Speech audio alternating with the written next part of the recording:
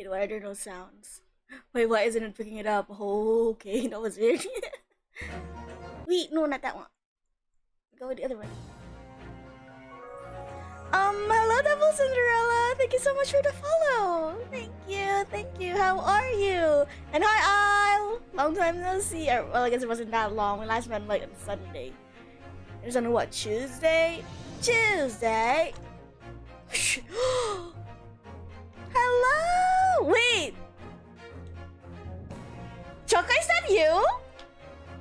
Choco. I just remembered that was the same. Okay, wait, Choco, let me give you some mod. Let me make you a mod. How do I do that again? Let me make you a mod.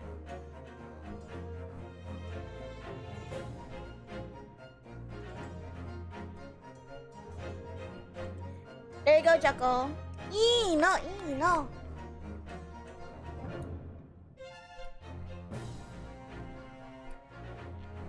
I'm barely making.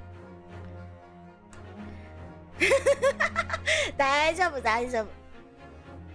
I'm basically gonna make everyone my friend from like the server, from everyone from the Twisted server a mod. Like if Amma had a Twitch account, I'm also gonna make her a mod. Mari is already a mod. I don't know if Liko watches Twitch, but I'm also gonna make her a mod if she comes up. And also Sampyo. Yeah. Okay. You're gonna do it. We're gonna go to the trial. Have you seen my title, Choco? Have you seen my title? Because I am going to do it. I am going to jump over this witness. No, not witness stand. The defense stands right now and kiss both of them on the lips. 2nd of November. There's that old familiar feeling again. That crushing pressure of this historic courthouse. Oh my god! You're making me so excited, Choco! I saw. The drama between Van Zeeks and Asogi, and then like Ryunosuke in the middle of it. I am so ready for it. Actually, no. It's a little different today. There's an even more menacing tension in the air. This sexual tension! I know, right?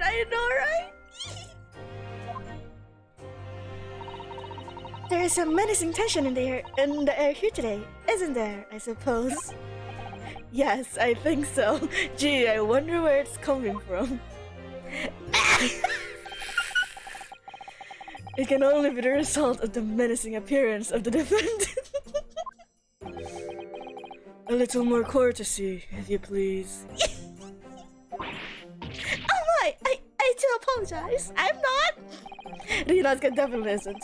However, you're certainly not mistaken that this trial is far from ordinary. What do you mean?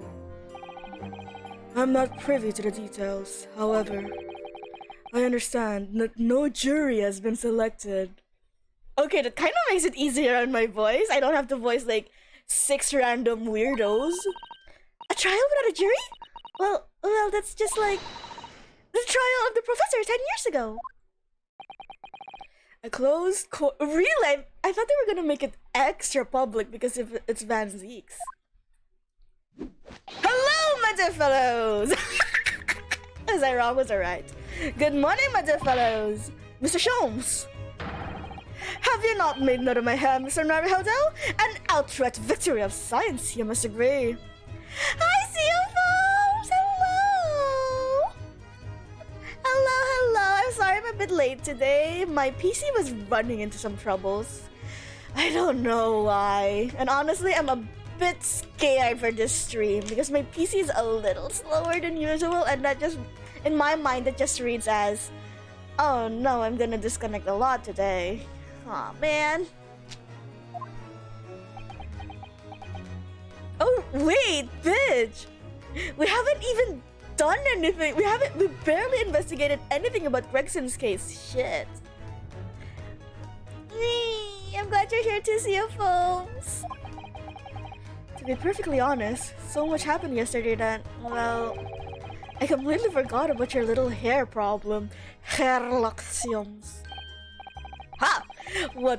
What to one man is a little hair problem is to another a day of drinking dubious potions after dubious potions.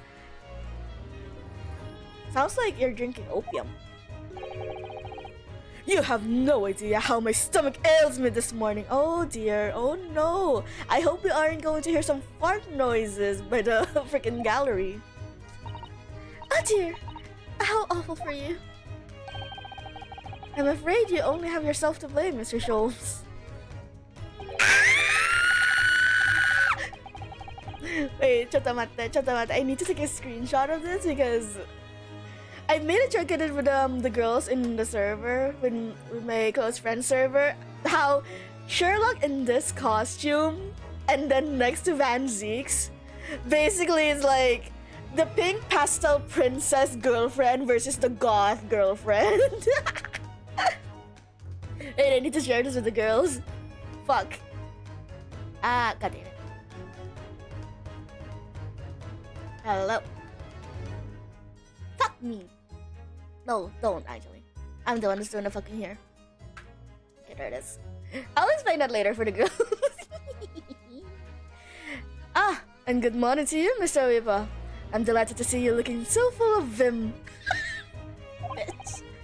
And are you? I see London's celebrated great detective is as active as ever. And he said great.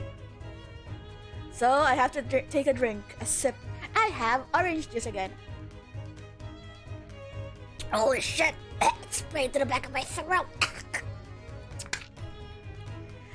Yeah, the emo house and the pastel house. Oh, you exaggerate, my dear fellow, compared to my paltry engagement with a few trivial cases. The Reaper's overbearing presence is a far greater deterrent to the black root of crime in our capital. And whilst I may not agree with your methods, there is at least one point in which I would readily commend you. What an honor. And that would be your amazing tits. Your eye for a good lawyer, sir. Stop! Stop! Stop! I'm blushing! Mr. Sholmes! After all, behind this lawyer there is a very great mind. My fuck. Does that count? Because he's basically calling my mind great, but even he's claiming it's his. I'm saying that counts, and thus I take another sip.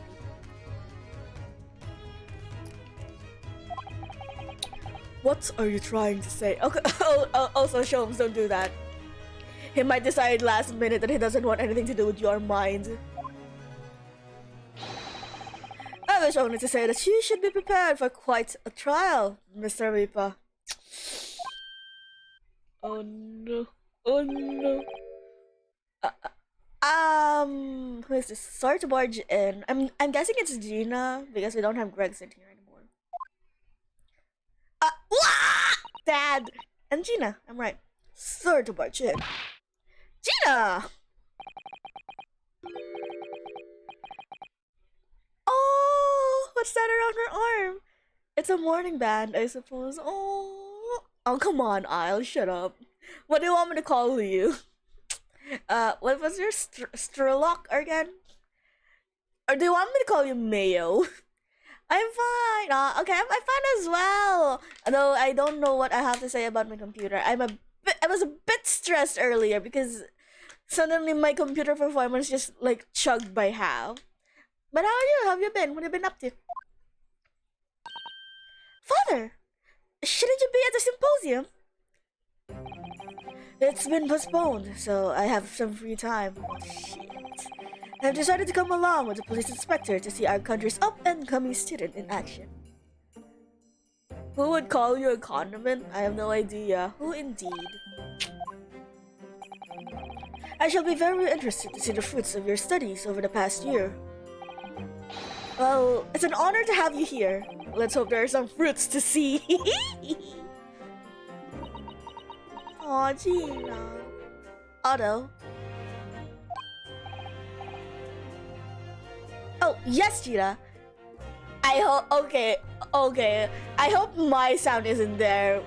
I'll. You can bother everyone with that, just not with the voice clip of mine. Why'd you agree to this, eh? Why'd you take him in? Because he's hot, Gina. I don't know how to explain it to you, but have you seen his titties? This triple bloke. Everyone says it was him. It was him once. Or killed the boss. Aww. I'm sorry, Gina. But I just don't believe that. Oh, if it weren't for him, who was it? Oh, why? I don't know that yet. Oh, Kel calls him what? Well, it was just a name. He's just a boss at the end of the day. And if it turns out it was him who killed the boss, then God help him. Do you really think God? Ah, he's right there! Shit, I forgot. Fiery eyes indeed. Yes, the culprit deserves every ounce of your loathing. At least, that may be some solace to the deceased. Poor Gina. Please, Otto. Whoever did this, for the boss. Oh, Gina. Oh, Gina. That's exactly what I've been saying for the past. I'm feeling this useless, but there's nothing I can do. So, you gotta find who's done this and make that wench pay. House of an independent! Court will be in session shortly. Make your way into the courtroom at once, please. Alright then, here we go. It's time, Mr. Naruhodo. Lord Van Zeeks! Ah! I thought we were gonna like see a shot of him. God damn it! There it is! One who lost his treasured brother to a mass murderer. One who lost his treasured father in a foreign court of law. High final! Oh. And one who lost the man who helped her escape destitution. You really did come at a time, didn't you? All that misfortune, all that pain. One court to collide headlong in this trial. Uncourt, not one course. Not court. Fuck! It's time to shine a light on these dark events. And whatever truth is revealed, we're going to have to look him straight in the eye.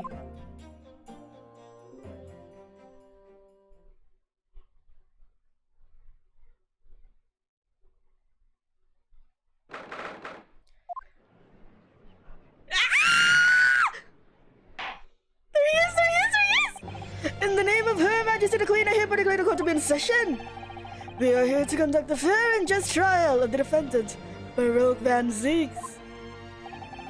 Counsel for the defense and the prosecution, are you ready to begin?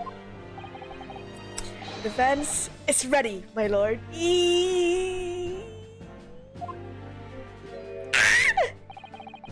The prosecution is more than ready. Shut the fuck up, you wanna fuck me so bad. Kazuma-sama.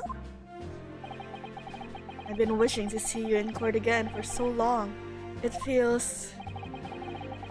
But I never pictured it happening like this. I never thought I'd be facing you behind the prosecution's bench. The so-called Ripper of the Bailey has been a scourge like no other, undermining Her Majesty's justice system. Well, he's not the only one. So maybe there's more, like, maybe have more, what do you call it? Fuck, I forgot the word. We have more things in common than when he would, like, first assume. Today, we must uncover the truth behind this scourge. In other words, this trial is going to be a lot more far-reaching than Inspector Gregson's murder. Are you seriously? The truth revealed by these proceedings may have unpredictable repercussions for this judiciary. Accordingly, they are to be conducted as a closed trial with no members of the public present. By Her Majesty's direct orders. Ah, damn. How will that work, my lord? There are people literally at the gallery. The burden of all arbitration and adjudication falls on my shoulders. Therefore, as you will see, the juror's bench will remain vacant today. I'm just imagining him when they have to throw the fire flames. He's just gonna run over all to the little chairs and then hit the thingy himself. If no members of the public are present, might I ask who is currently occupying the gallery? Oh yeah, exactly what I asked. They are members of the judiciary, here to witness proceedings and ensure an equitable trial. Members of the judiciary. Oh my, this is a very unusual trial already. There is but of course another unprecedented aspect to these proceedings in which I must elaborate. The counsels for the prosecution and the defense are both aliens. That's a great written. Like, I know that is an actual term, but really, must you refer to it like that? We are literally having two Japanese people. Fuck! I keep staring at his chest. Ah, God, cover them up. Two Japanese people. Fuck! I can't. Kazuma, stop! I can't do a fucking commentary and joke. I keep looking at your chest. Ah! I believe it takes an outsider to see the truth sometimes. This is not the wrong voice. This is Van Zieg's voice. Shit! I believe it takes an outsider to see the truth sometimes. And as I stand here in courtroom now, I'm quite certain. This is the reason why I had to come to Britain. See if I'm saying heat? Look, he's doing that. Look, when he's crossing his arms, he's gonna squish his boobs further together. Ugh. Kazuma?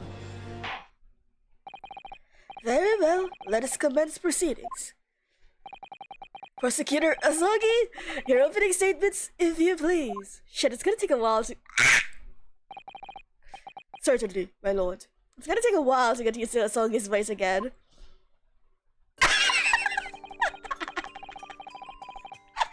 Damn, he whipped that out real strong and tight, huh? The incident took place on 1st November at just after 5 o'clock in the afternoon.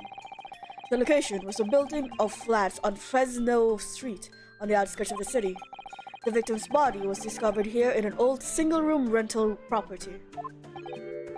Yes, Inspector Tobias Gregson, a name known very well indeed to this court. Not least for his miraculous resolution of one of this country's gravest cases 10 years ago. The Professor case. How sure are you about the time of the incident? Oh man! Fuck, I was sent back to the first case ever and was like, Ryunosuke not knowing what to say and what to ask, and now he's here, being very thorough and straightforward with asking prosecutions about relevant questions, and oh, my heart! Baby has grown so much! Fuck! Several witnesses in the street outside heard the gunshot, and all have reported at the same time. Yes, that's what Gina told us too. There were a number of witnesses. I don't know if... Would you consider people hearing witnesses? They did not witness anything, they heard something. And I have here the plan of the room.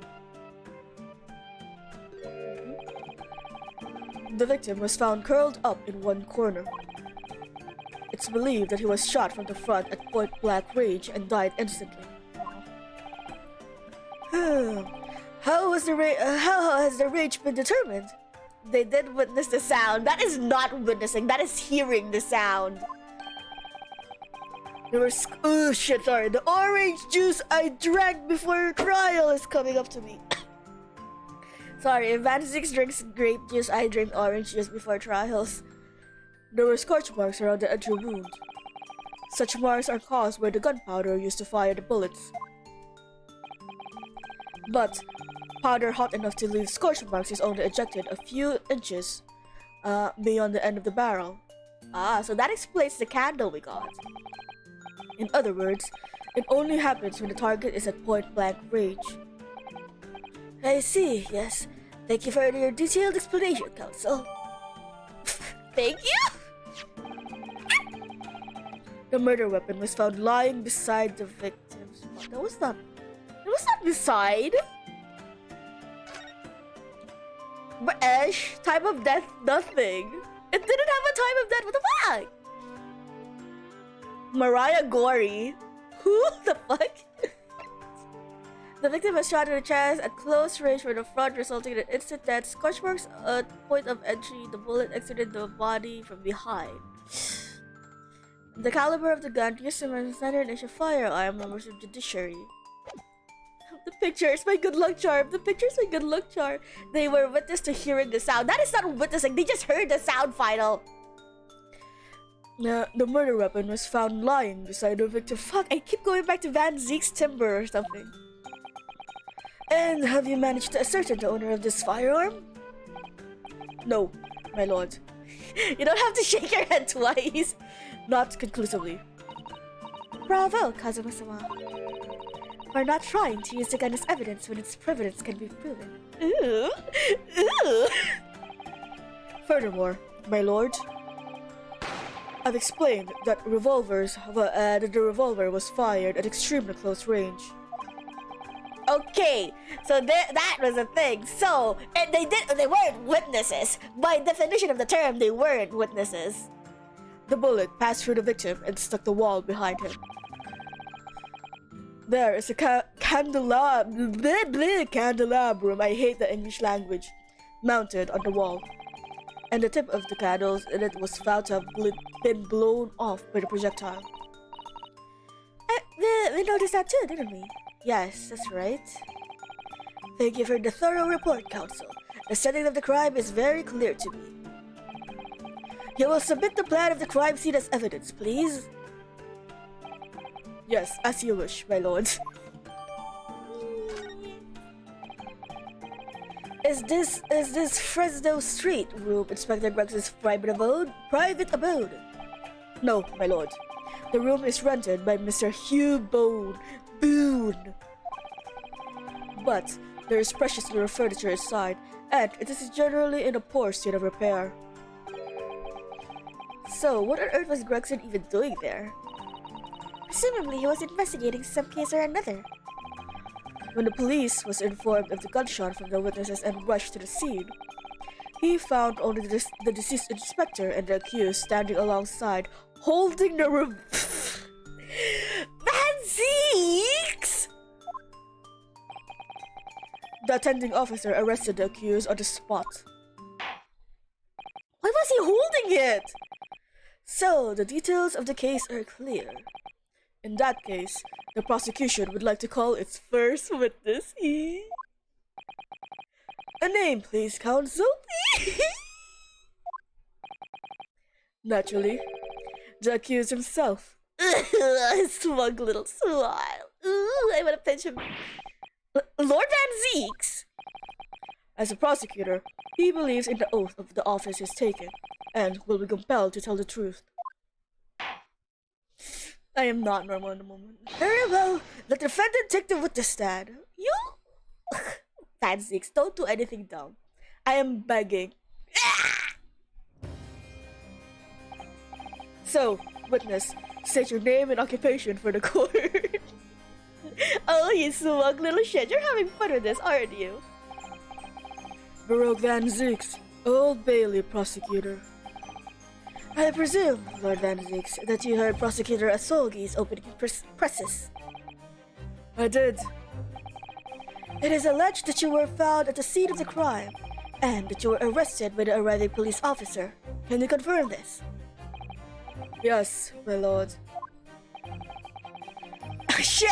Don't do that! Don't go from the judge to Van Zeeks to him! My voice cannot recover as fast. Then, I'm sure the court would like to hear you explain some things away. Namely, why you were there in the room in Fresno Street in the time in question. And what exactly took place. I intend to explain away and nothing. I will simply tell the truth. Going back to Asogi and Van Zeeks, why did I give them similar voices? I must say, Lord Vansis, I never imagined this day would come. Or rather, I didn't want to imagine it would come. Once, since you became known as the Reaper. A part of me has been dreading it.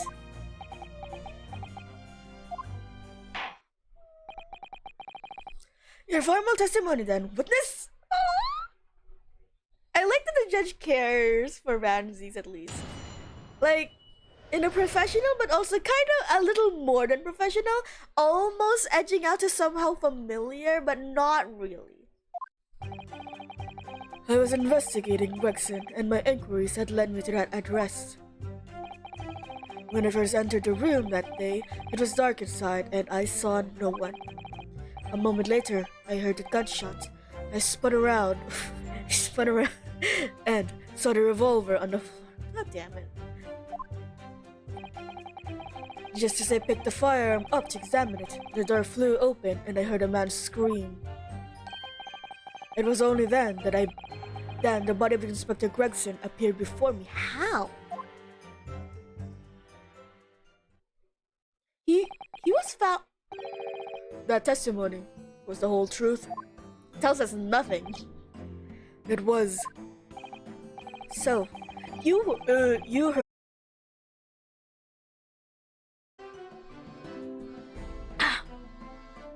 God damn it! There we go.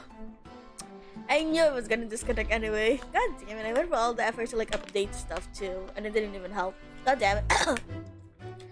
And also, I was so focused on the case, I didn't know where. Oh my god, where it left off. So I don't know where to read back. I didn't even notice that it disconnected. I know, get away. Fuck. I guess.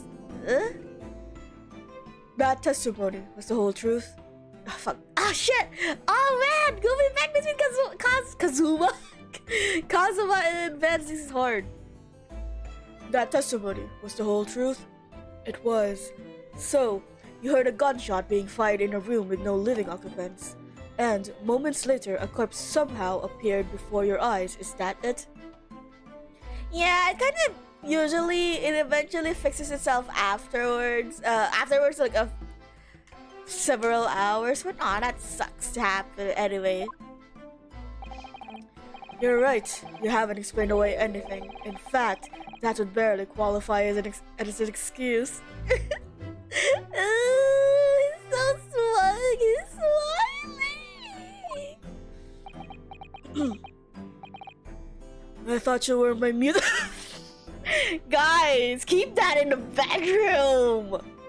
I thought you were my mute apprentice. Yet it turns out you have a way with words, Prosecutor Asogi. Come on. Ooh, that's teasing. Come on, guys. It would appear to be a singular tale indeed. Singular isn't the word. It's laughable. What's got into Kazuma? He's not behaving like himself at all. Listen, if you have to live 3 months after that man, after having amnesia where you're basically like a blank slate, he is bound to pick up some sort of verbal abuse chick or something.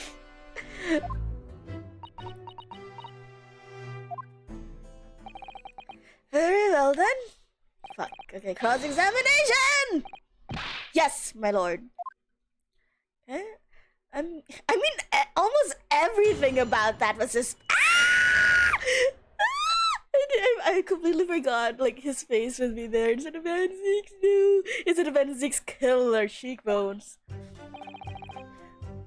Okay, so this is our cause for question. Why were you investigating Gregson?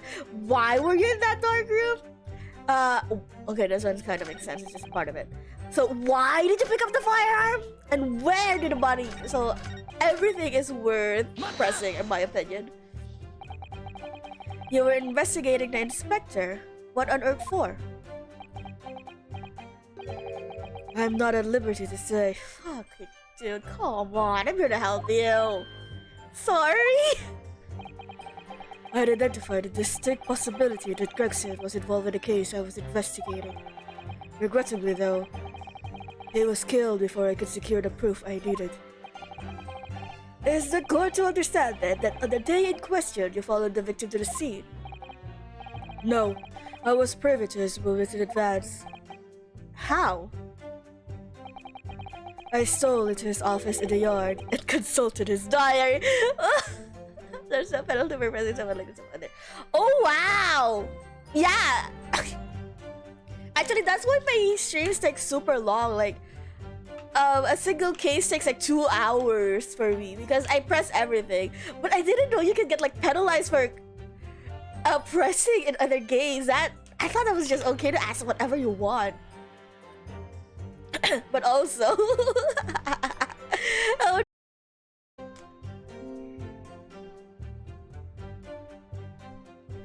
am I back? Okay, here we go. I'm back.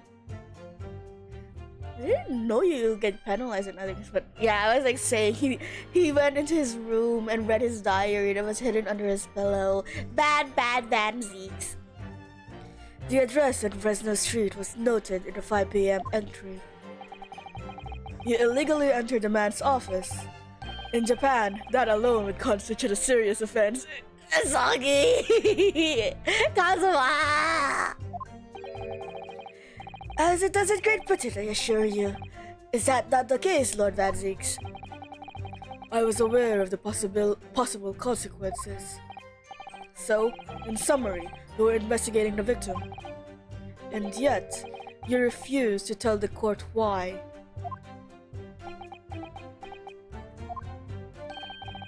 I didn't realize. Ah, fuck! Why did I go like a fucking Van Zeeks? My throat was ready for Van Zeeks to speak, and then Kazuma did. I didn't realize British prosecutors enjoyed such freedom to choose what to divulge under oath. How did I ever think I could defend this man? See? Exactly! My thoughts! Ryunosuke is literally just caught between these two guys having personal drama, and it's so funny. Had you ever been to the address before? No, never. I only learned of the place as a result of my investigations into Gregson's activities. There was no light inside when I entered, so it was all but impossible to make out anything. But at 5 p.m., the sun would only just have gone down. It would still have been reasonably light outside.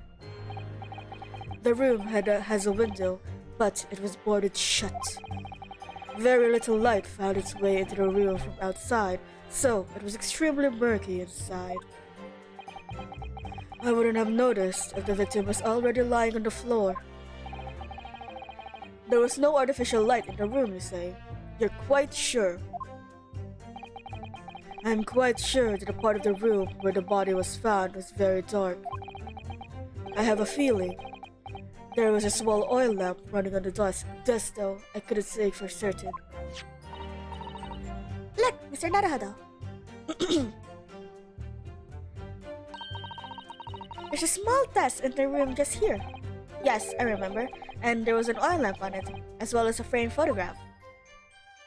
Right, where did When I entered the room, I closed the door behind me and started towards the desk to investigate. And what did you find? Nothing. I never actually reached the desk. A while later, I heard a gunshot.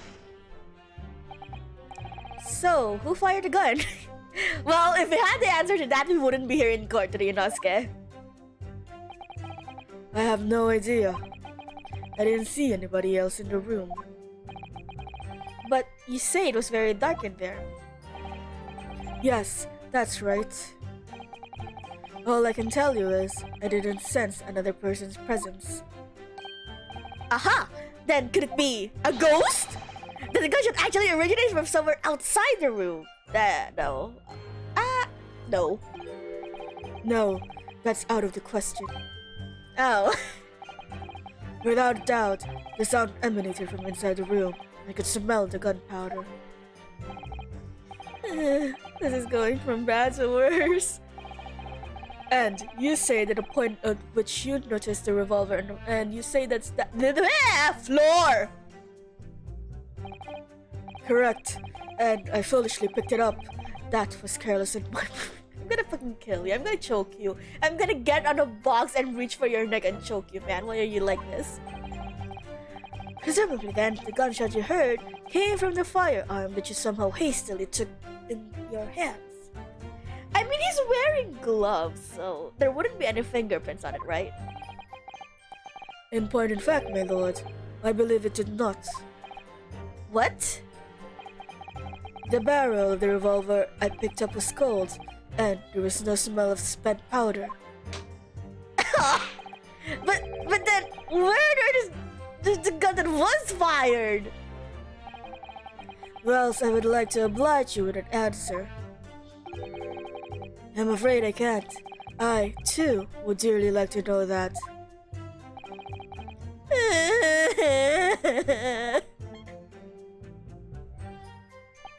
Okay. But I also completely forgot. For some reason, we have this. A ticket for a steamship. We still have this, but that's unrelated at this point. It's a missile of notice. We're probably gonna bring up the professor case soon. I don't know who this lady is or how she's like important in the moment. This kind of gives me the suggestion that it's scorched, right? So somehow a pistol was fired very close to this one because that's what they're saying. A red wig, so they're probably going to connect it with this. So they're probably Gregson is probably investigating the Red-Headed League. This, which is a key apparently.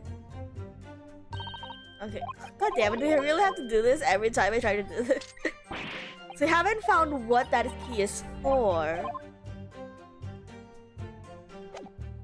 And revolver. Wait, what? Why is it new? So, this is a type of revolver, the standard issue for members of the judiciary then. Yes, and when I asked about whether records are kept about who they're issued to, I was told that for the past 5 years, they've been engraved in a unique serial number. Oh, but as far as I can tell, there's nothing like that on this gun. Which tells us that this must have been issued longer ago than that. Hey. My good luck charm? The only thing that gives me joy? The autopsy report, no time of death. Handgun matches the standard issue firearm. The victim was shot at close range in the front, resulting in instant death. Scorch marks at point of entry. The bullet exited the body from behind. But like that's impossible, right? There's no way that if it was shot here going past that, then there wouldn't be scorch marks on the candle.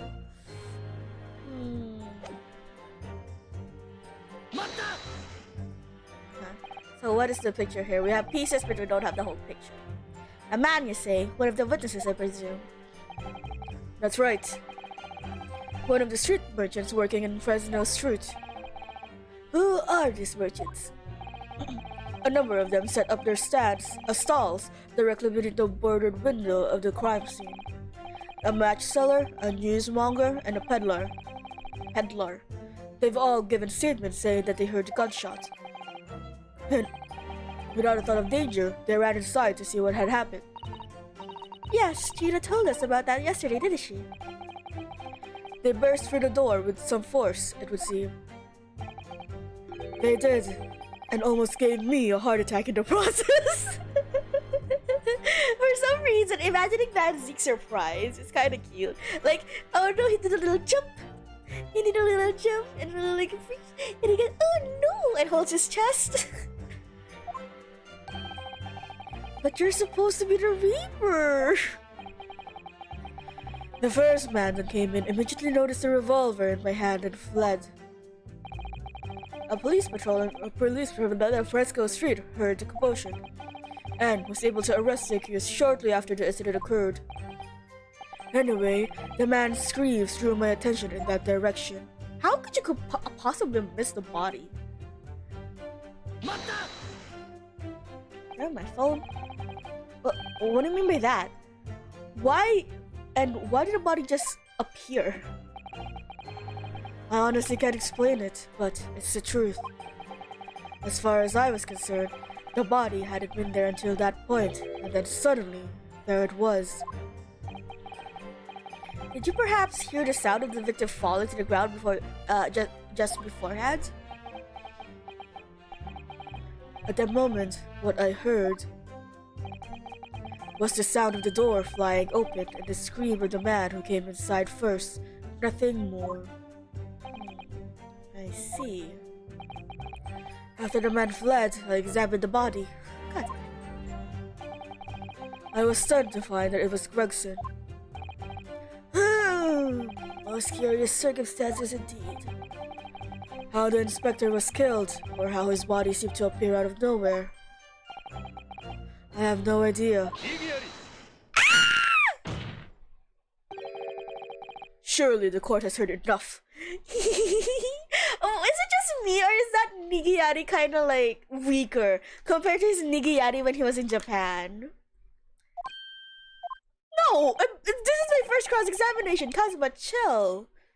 Edge yourself a little here. My lord, the cross-examination has clearly revealed that the accused, Baroque Van Zeeks,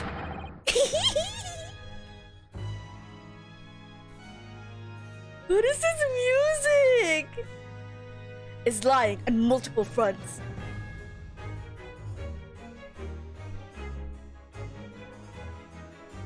What is this music? Ah! I thought that I almost heard like a guitar riff at, at one point. What is that supposed to mean? Good gracious, counsel. The defendant is lying, you say? In his testimony just now, he claims that he failed to notice the victim's body because the room was dark. Prosecutor report! I took critical damage from that CO pose. Oh!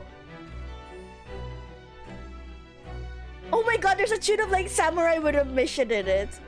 But it's like mixed with more western string instruments, like a violin, I think I'm hearing. Oh man, I love it! I like it!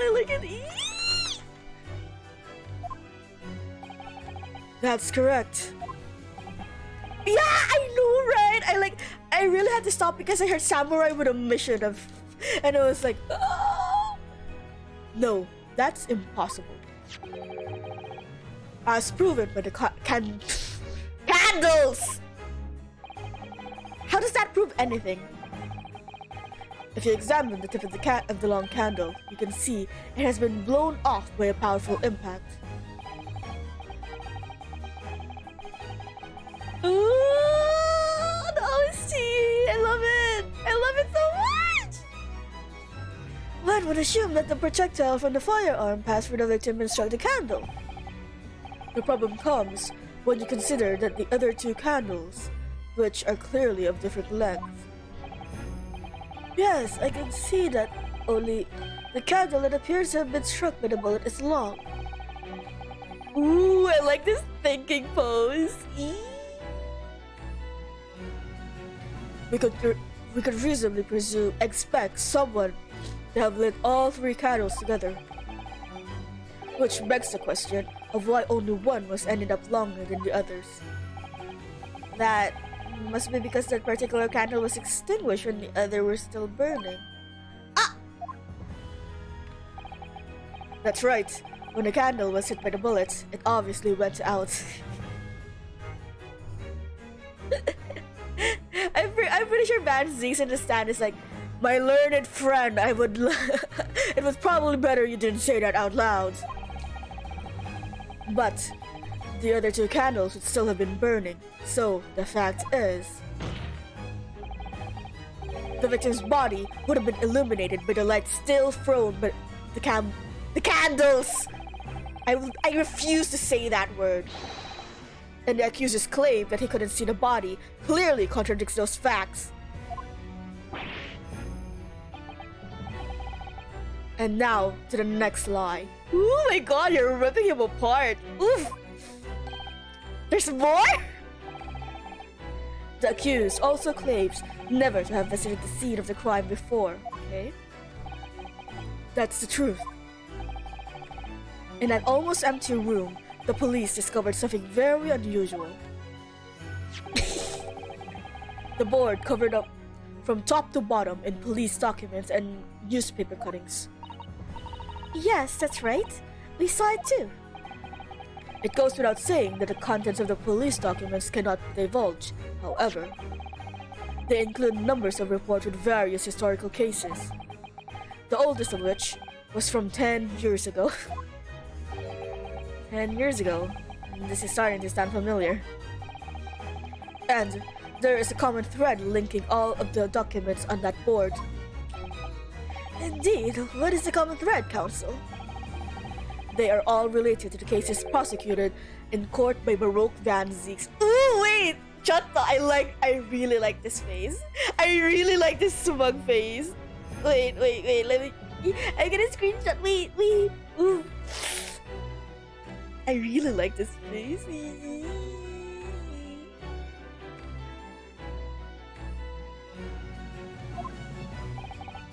All of them? And furthermore, all those cases are... Fuck. I keep adding like a bit of like the timbre and the cadence of Van Ziek's voice to Sogi. God damn it! All those cases are ones in which the defendant was acquitted. Good lord! Interestingly, none of these defendants are alive today, because all of them have been sent to their graves by the Reaper.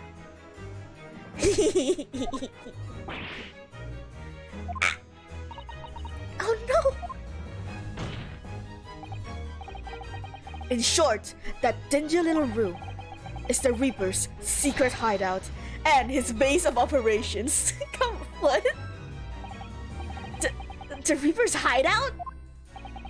And yet the Reaper would claim never to have been to his own secret hideout. What are you, a fucking 12-year-old? What is this, a tree house? No one would believe that. No, the truth is, we've been looking at this backwards. Backwards? Explain, Counsel! Inspector Gregson was investigating the identity of the Reaper. When he discovered the location of the man's secret hideout, he was killed. As I'm sure everyone can imagine, by the Reaper's hand. What? Oh wow, I love how he sounds. He looks like he's ready to do a waltz. Order! Very well, I hereby state the current opinion of the court. Baroque Van Zieks is an outstanding prosecutor who has rendered great service to this country.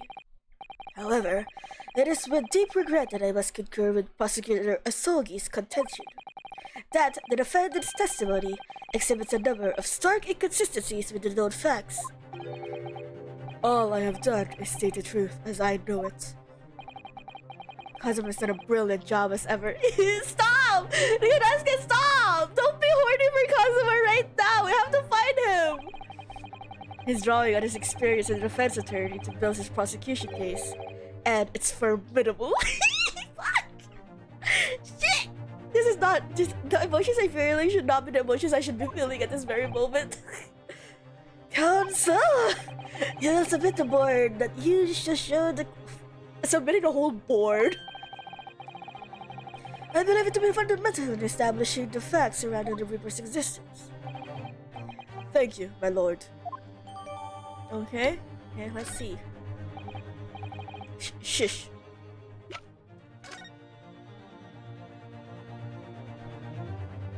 Whoa. Now with these things, always look at the back. There are details of a whole raft of cases dating.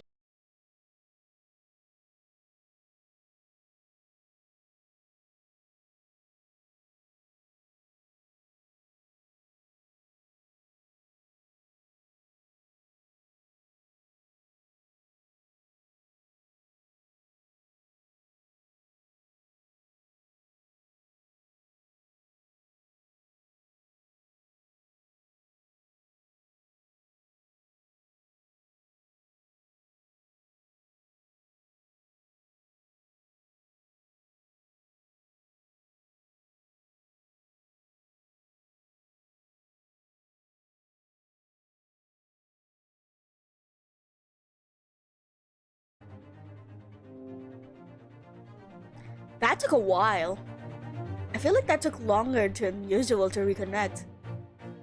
I don't know where it left off. Sorry, I'm so focused with the case. I keep forgetting to look at my like Steam status or something. Sorry. I'll just go from here. I mean, yeah, we know that. Okay, this handprint. What is it? Thanks for giving us more clues, Asogi. Oh, what's this? Mr. Nanado, look! Oh, yes, it's a switch of some kind. In fact, it looks just like a handprint. And the color. That's blood, isn't it? Oh dear, how disturbing. Huh. Where do I apply that then? And now, the prosecution would like to call new witnesses to the stand already? Witnesses who saw events unfold on the day in question. They were mentioned in the previous testimony too, if you remember. Yes, the street seller who heard the gunshot and went running into the rooms. See me, average. Hi, Mr. POV! Long time no see!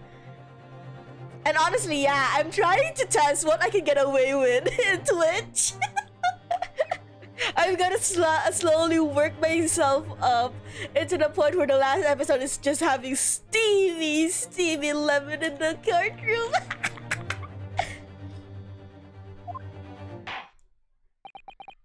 Very well, lead the witnesses in. Oh, and also, oh my god, it's like 3 a.m. for you, right? Mr. POV, long night again? Long time no see, how have you been? What have you been up to? The defendant may step down from the witness stand.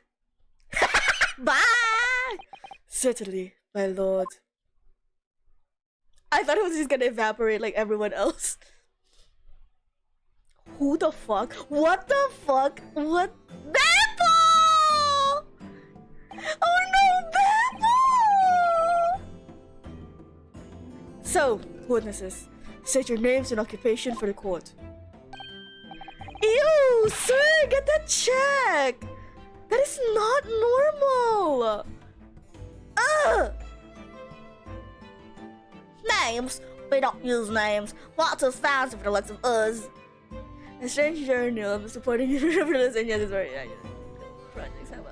I'm doing fine. I've been like powering through this game. Apparently, I'm on the last case. It's what I've been told, and oh, I'm so nervous, but also so excited for it.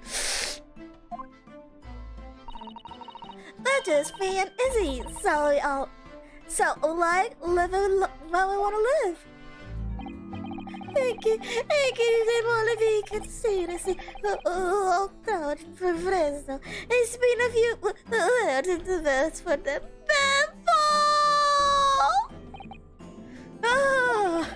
But I've been right in assuming that all three of you make your livings by selling wares on the street. That won't cause me gossip. Sells jaunty little tidbits to passerbys, you know. Jaunty little tidbits. Tits.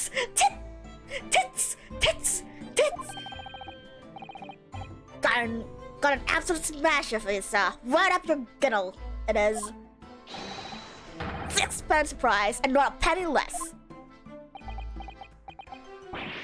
Wait, you're actually trying to sell it to me now? Oh, come on, sir. Don't tell me you're not interested. Try the man. Thank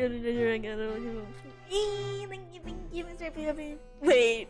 Asogi, are you literally saying I should pay this man 6 pence in court? Asogi! Pay for me, I'm poor! You live in Van Zings, he probably has his money now. Try the man. Give him the money he wants and see what it is. Pay the man.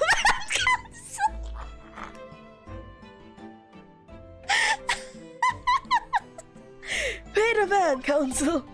Alright, 6 pence it is. I was expecting Van Zings and Sherlock to jump into the witness stand again like, no, well, what about it, my learned friends? And then, come on, my dear fellows, pay the man! Oh, right, Mr. POV, it's been a while. You haven't been, like, to the third case, huh? So basically, Kazuma came back to life. Apparently, he wasn't actually dead. He just had amnesia, and for some fucking reason, he was found in the coastlines. They somehow lost his body when they, left his body in Hong Kong, and now he somehow found himself right here in Britain. And then, about like 3 months before the current time, he became an apprentice to Lord Van Zeeks. And now Lord Van Zeeks is being charged for the murder of Inspector Grayson. You know him, the one that eats, chips and, what? Fish and chips. Yeah, okay, so Van Zeeks is being accused of murder of that guy, and now, Asolgi is here to, like, as his prosecutor, even though he was Van Zeeks' apprentice. But then apparently we found out that Asolgi's father actually killed Van Zeeks' brother. So now he's out for revenge, and that's why he's pushing for his like arrest. You won't regret it, sir. Now, got you listening to his own. Just between us, young couple of Slay Street, I just had twins.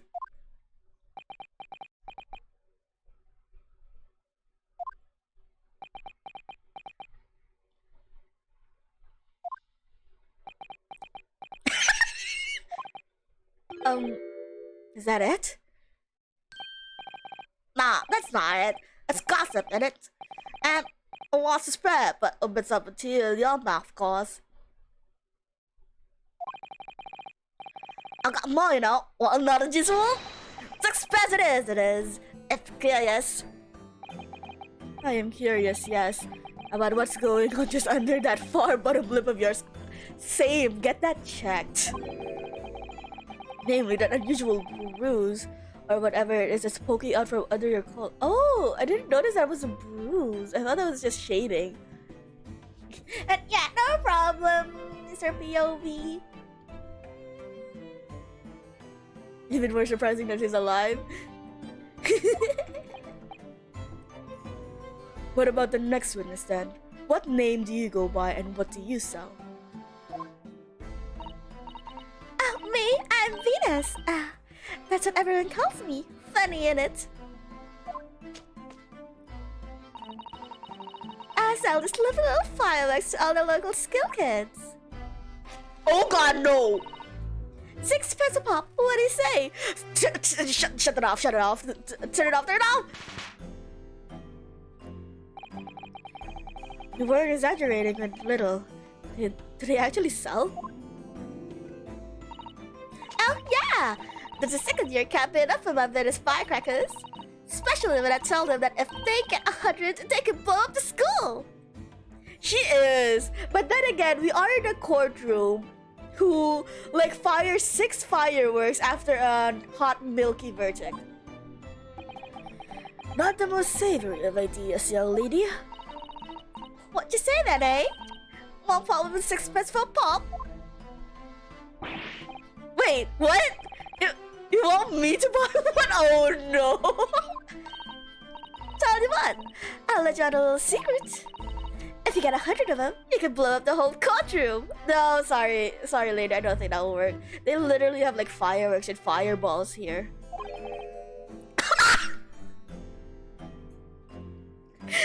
Kazuma, you motherfucker! Just because you're a prosecutor now doesn't mean you can do this to me! Try the woman. Give her the money and see what she's right! Pay the woman, counsel! They're all bullying him! It's so mean! Alright, I'll buy one. Lovely stuff, right then. There's just a little bit extra just for you. The Venice special! Only 600 pence! 600?! It's 100 of my regular fireworks. Nothing little about it, is there? That's what Kazuma said about his deck too. And there'd be nothing little about the punishment if I blew up the Old Bailey either. Nah, you're wait. What? Oh wow! We actually got something from that. And the last one is, what name do you go by and what do you sell? Hey.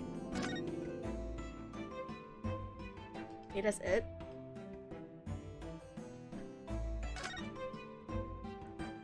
I wasn't expecting to get an actual evidence here.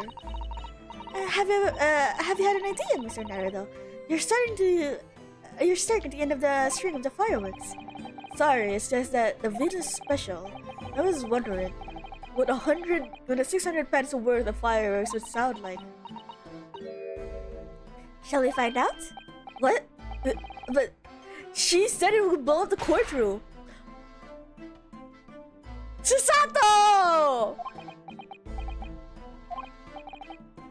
Alright, that was a fairly sizable bag. My ears are still ringing, Mr. Naruto. It sounded almost exactly like a gunshot. I mean, they already did. So that's what Van Zeke's heard, but why would anyone be firing fireworks in this place? Think of me. Things all start as thoughts. I think, therefore I am. I am, therefore I think. I think. Because I stand there on the street watching the world go on about me. They owe me the observator. Get out of it, old man. Everyone calls you sandwich and you know it. So, you don't actually sell anything? Problem shared is a problem halved, as they say. I give advice, I do, and think what it means. What? What is that saying? Hot? Actual hello? Actual hero? I don't think actually sell anything. No, come to think of it. Pity.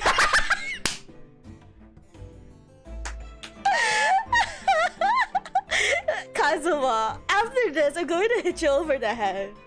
Pity. No more purchases today, please. Well, we have quite a cast here. Oh man, I miss Kazuma. God, I don't know how to tell you guys. I'm emotionally attached to these characters, and after like so long, I miss Kazuma, and he's back on his regular bullshit with Ryunosuke. Like, remember the bottle from Case 1, the one that had French writing, and Ryunosuke asked what it said, and Kazuma just said, "Why don't you go to France and ask someone?" And I was like, this is it. It's just bullying. I miss you.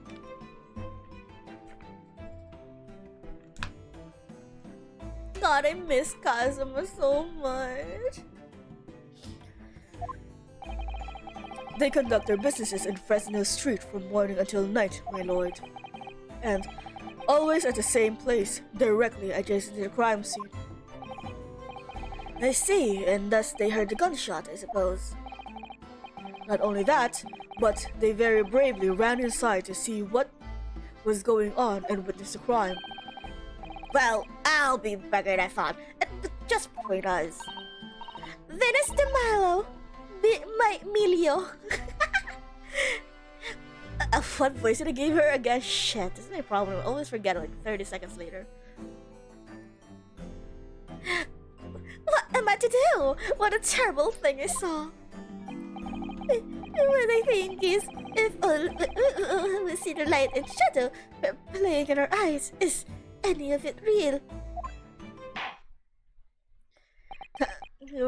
I miss him. He is! Like, he is really charming. My friends and I were having like a very deep discussion on why Kazuma is so hot.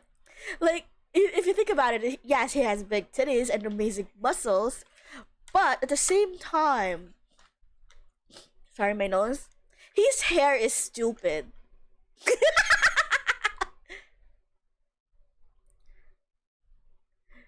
Oh wait, is that a French accent? I don't even know what I was trying. I don't know if I was even doing like a French accent. Wait, actually guys, a little something. A little gift. Because my friend showed it to me. If I can open it, if I can find it, if I can look for it. I saw it. You wait your tendy asses, brubs. Ah, fuck. browser source.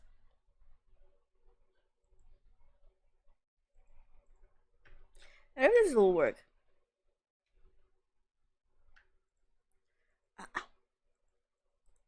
Ooh, shit, it's hot.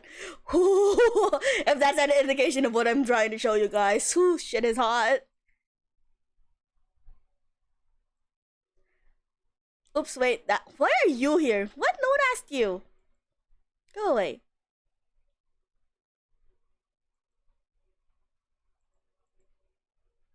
And where is it? Okay, guys, trust me, and trust me, guys. This is worth it. Trust me on this one.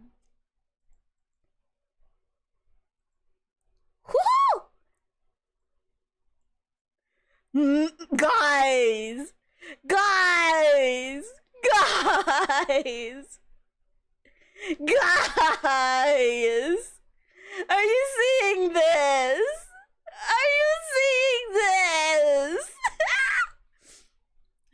This potato's gonna fall on his head. Guys!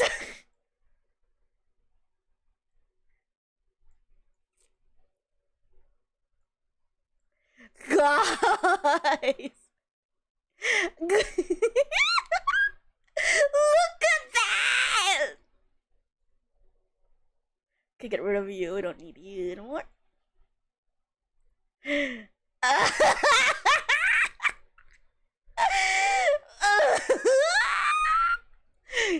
Okay, what tangent was I on? I completely forgot. Anyway, back to the game. You will describe in detail what you anticipated at the time of the incident. Sorry, I'm not normal. At the moment, I need a moment to chill.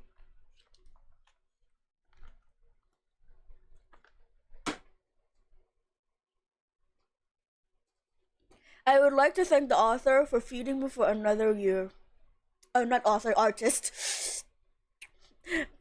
What is stopping them from just making him absolutely topless in that shot, right? Am I right? That shirt was hiding nothing.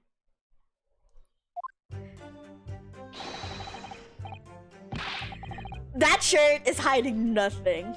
I'm just saying.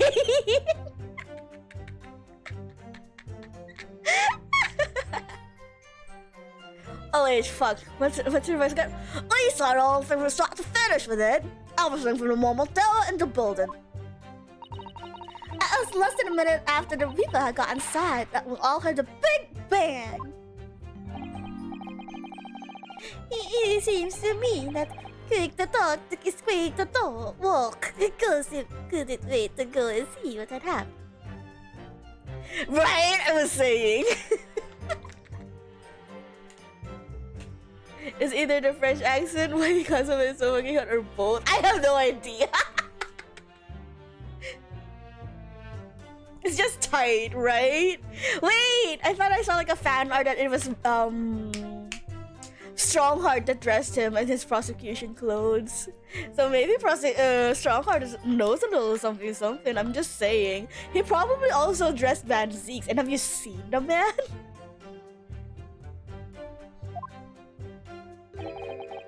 I'm in the room that was the Weeper gone and standing over the dead body. I was scared half to death, please. What the fuck? I bit my tongue, bitch.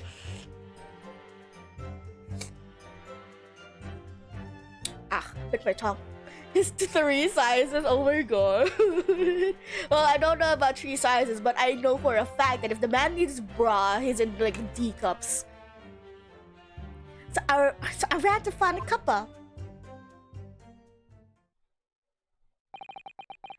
If these witnesses were there in the whole day and saw everything, who did they see going inside the building?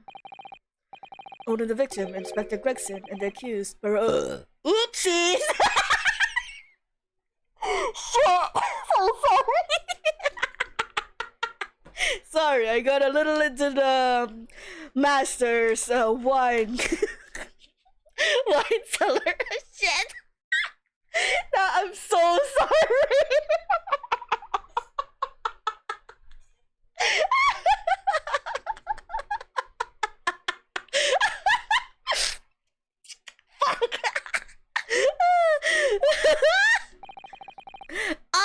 picture of the whip on the paper. I know what it looks like.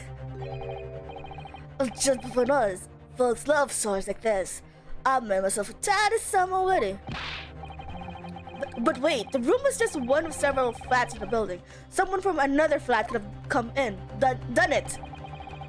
All those flats in Fresno Street are unoccupied. Of course they are. They're small, damp, dirty, and expensive to boot. The room in which the inspector was found is the only property in the building that's currently leased. And we know the leaseholder's name, don't we? It's Hugh Boone. The testimony of the court has just heard of what would appear to leave little room for doubt. It's becoming increasingly difficult to see how anyone other than the defendant could have committed the crime. No! Thank you for your candor, my lord. How do you know that word? You don't know in English. Counsel for the defense, you may proceed to cross-examine the witnesses. Yes, my lord. In a closed court like this, without a jury, the judge is the only person whose opinion matters. I have to break down this testimony. Somehow! Okay, so I got. Oh no, this man's oxen is infecting me. So the whole thing, start to finish, we did everything from the moment they went in the building. No, you didn't. Don't lie. Then a minute the Rippers got inside and heard a loud bang. That is probably the fireworks. You?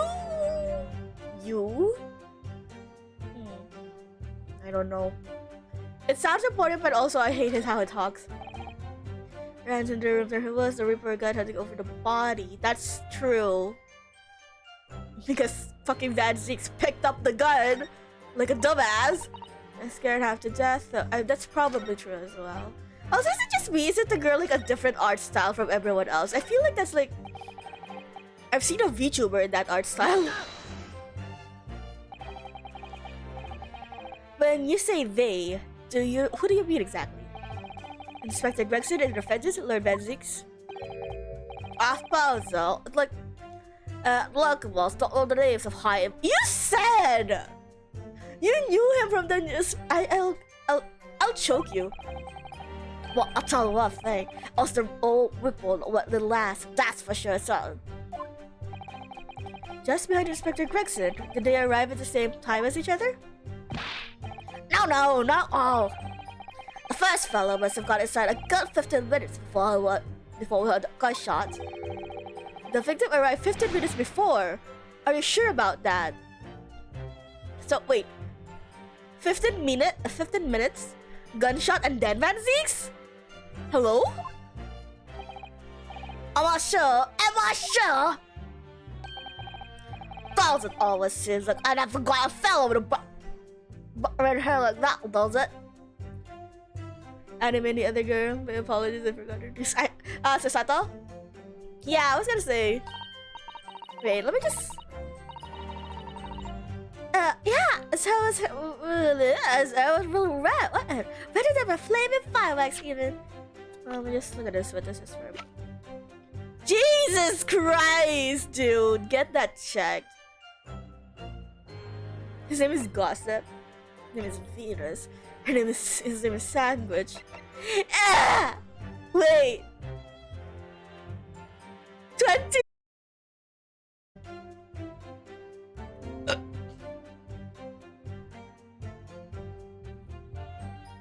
Excuse me?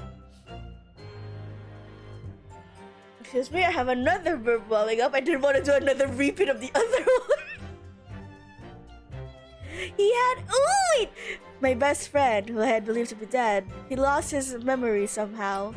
But now he materialized as a prosecutor in the British courts. Wait, why do you look different? It kind of looks like you got angrier. Burpee, no! I do not approve of that nickname. Looks like an ad for skincare. Actually, my friend pointed out he got paler compared to like his Japanese mugshot. I guess hanging out of the river kind of drained his blood a little. I don't know. Prosecutor known as the Reaper of the Bailey, supposedly the souls of those he prosecutes are eternally damned, one way or another.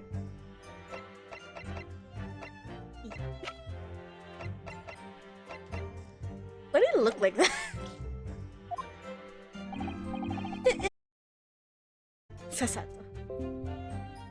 I mean, annoying, but I don't wanna like disconnect it again and reconnect it because I don't think if anyone saw my Twitter, I have no idea. My video editing apps don't work anymore. Like I can't render the old VOD because it's spliced up into like 3 parts. So I'll just have to deal with it and hope that it stops doing that eventually.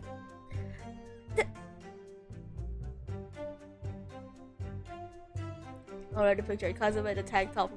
Oh, Mr. Phoebe. Oh. Nah, I'm not gonna say it because it's for a future stream, but oh is all I'm gonna say. The fire and still burned in the inside of my eyelids. Yes. Wait a minute. You're saying the man was a redhead? Yeah, Choco, this is a thing. I have no idea why it's like this. Whenever I stream, it disconnects sometimes. And I don't know why. I know it's not my internet. Well, you listen to Jump. Hey! That was red. And he had a big conch with him as well. A big trunk. Not a big hunk. A big hunk, that would be Ben 6. But Inspector Gregson hair isn't red. Not by any stretch of the imagination. Oh, really? Oh, it happens to you too. Okay, well, that's definitely solidarity. Oh, I'm happy it's not just me then. Jeez. It seems likely that a person who saw wasn't in fact Inspector Gregson at all, but some other third party. Oh, is it though? Was it just wearing a wig? No, I hate to break it to you, but the witnesses are correct. What? Oh no! Please!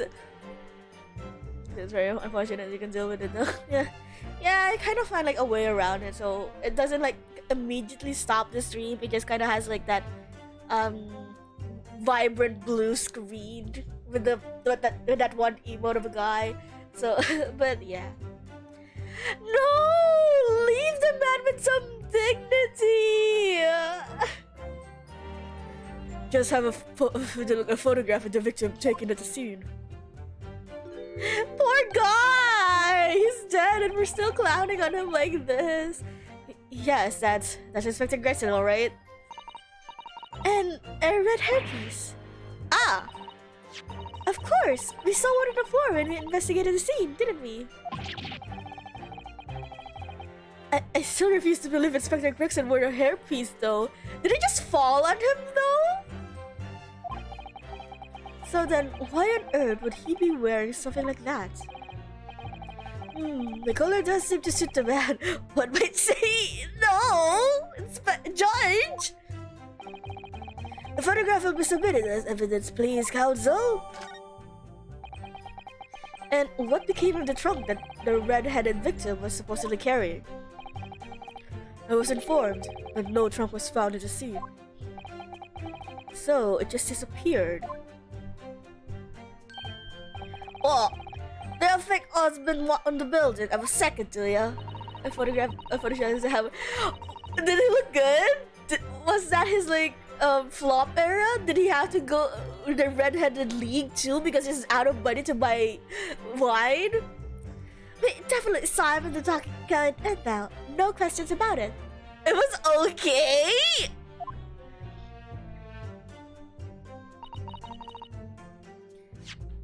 Here, let me see the picture.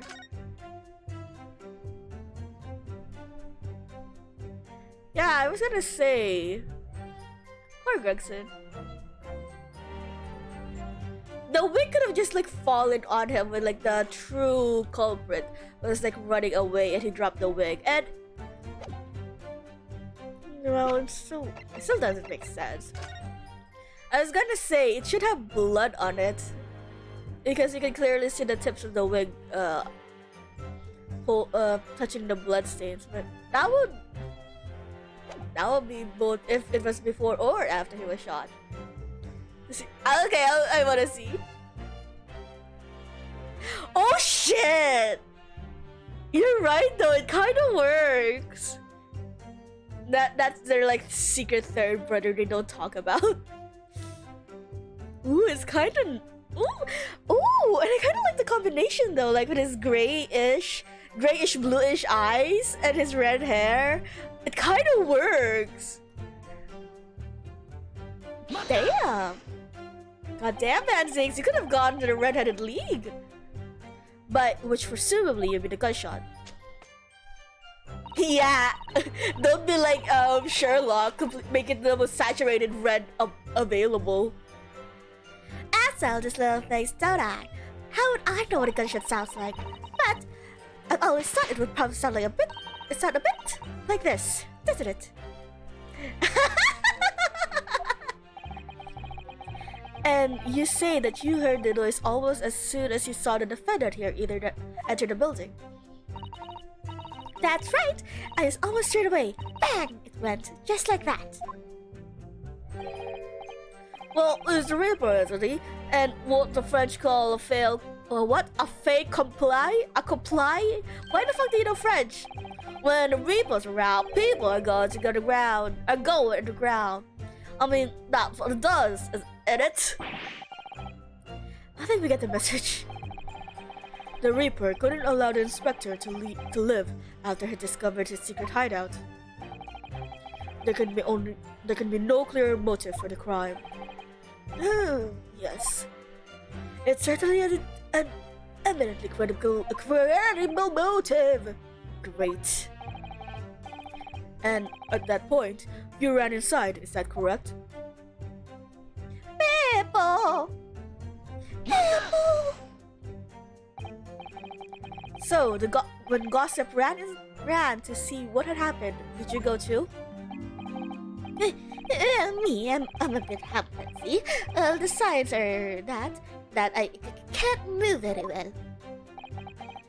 You were way behind, presumably, with that sandwich board around your neck and that big sign in your hand. What a great burden you bear! Pardon me for asking, Mr. Sandwich, but is it possible you and I have met before? People! I'm no... Oh, it's turning it. Oh, I am not anybody. The signs are what will make me who I am now. I signed, that's what I am. So, you weren't employed as an omnibus driver just a year ago then? I might be mistaken, but I believe his trembling has intensified, Mr. Naruto. Yes, I agree. He's clearly been through a lot.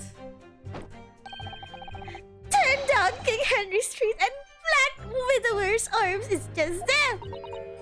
Oh dear, you made him hide behind his sign. Life is full of surprises.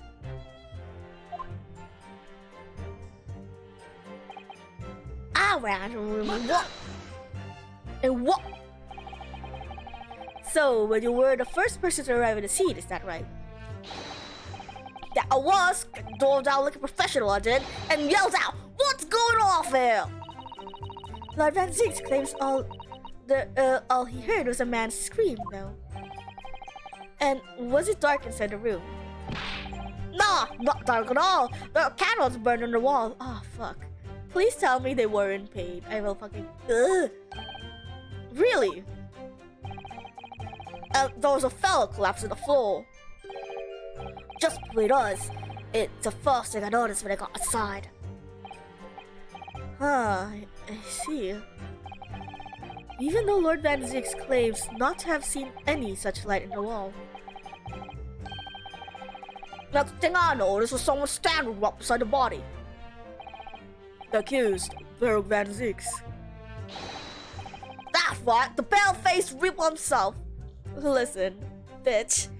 We don't talk about his complexion, okay? It's a sore spot for him. I was a little shocked, I won't deny it, but I'm no little living coward. I stood my ground. Oh? and gave the Reaper a whole yes, Mr. Beppo. Do you have something to add, Mr. Sandwich? Oh, there's really nothing to me. Empty in the head I am. Just 2 slices with no middle. Oh.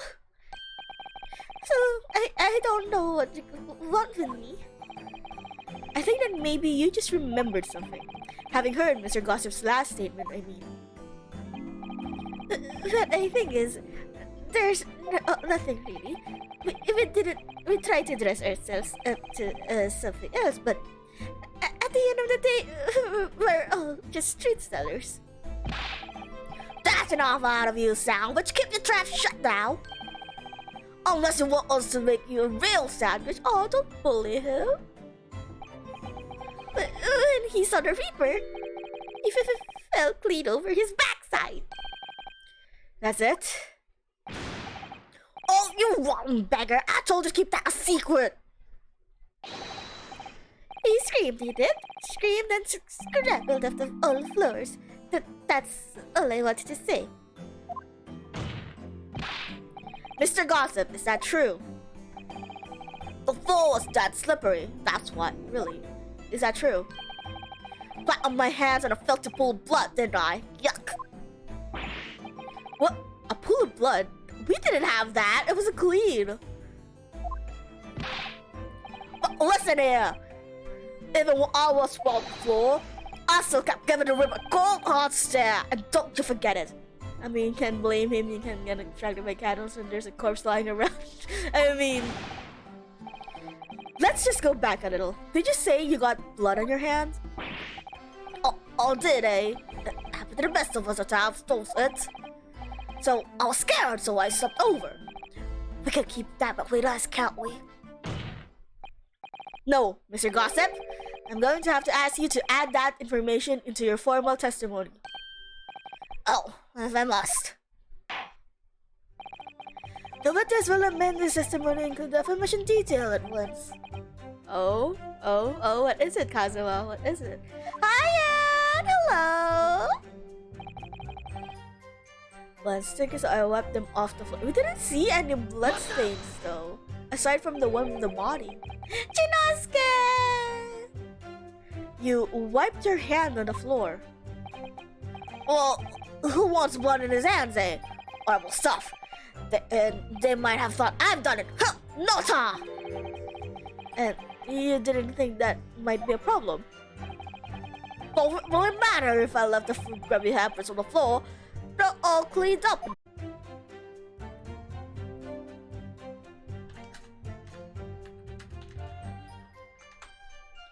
Hang on. Okay. So, okay. What is it? Is something wrong, Counsel? No, my lord. I didn't remember anything in the report about a bloody handprint on the floor. That's all. Don't come at me with all that. You can't intimidate me. Okay, at least I love this. Okay, Van. At least he isn't employing some of Van Zeke's fucking techniques and like belittling me and like hiding information and keeping quiet. I mean, Van Zeke doesn't do that to like an extreme extent, but at least he's like was upfront about it. No, that wasn't there kind of like situation for Kazuma, and I love that for him. I love him.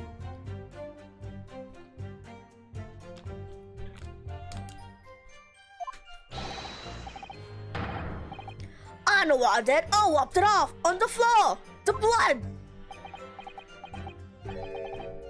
I wonder, could that be what happened? Mr. Naruhodo? I don't have all the answers yet, but I think we may have just uncovered a vital clue.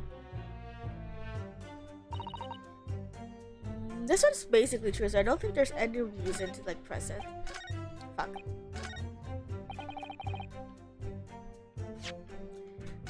No, he was always like that. That's the thing. Even though he's a prosecutor, he's true to himself. And that is the fact he is straightforward when calling shit out. Even when he was like a defendant, which is kind of what you have to do as a defendant. You have to call out every inconsistency. But with him, even as a prosecutor, He might be doing that to his own detriment, and I love that for him. It's this, right? It has a bloody handprint on the backside. So, you wiped off the blood from your hand on the floor of the room. Are you quite sure about that? Well, what else do you expect me to do, eh? Was it really matter? Ooh. The police found no such handprint in the floor during their investigation. See, it's like this. See, like even if it was, he was like, there's something in him that wants to call bullshit out when he sees it, just like this. Oh, I love him. What? I didn't even gonna say that shit. If you listen, you'll find out. Prosecutor Asogi! Shit! Ooh, you like that, didn't you? Ooh. Ryu calling your prosecutors awakened something. Ha ha. Certainly, there was no bloody handprint found on the floor. What are you trying to say? There was a handprint in blood left very clearly at the scene. On the back of this notice board. Are you okay, my dude? Yes, indeed. Indisputably, a handprint and a distinctive color of blood. That's what? What's my hand? I know it all. I know anywhere. Yes, because that's your only companion. The witness very deliberately testified that he wiped his hand on the floor. I don't know how I feel about his current nigayari or his objection. It feels super weak in comparison to when he was in Japan. Any handprint on the back of that board, are irrelevant. Not if the board itself had fallen over onto the floor. In that case, it's quite possible that the witness's handprints to have ended up there. Just look at the floor plan of the room. The notice board was in the opposite corner of the room to the victim, and in an upright position. Even if it had somehow been toppled and was lying on the floor at the time, it would have been a considerable distance from the body. So it was moved. I fell over when it comes across the body. So I was basically right next to the corpse, not to the other side of the room. In other words, the defense assertion is contradictory. Yes, it is. There's a very definite contradiction here, for which there must be a reason. I take it that you formulated a proper hypothesis, counsel? Regarding this apparent discrepancy between the witness's account and the handprint found in the scene. I have, my lord. The discrepancy between the witness's account and the location of the handprint is explained by... That could be anything.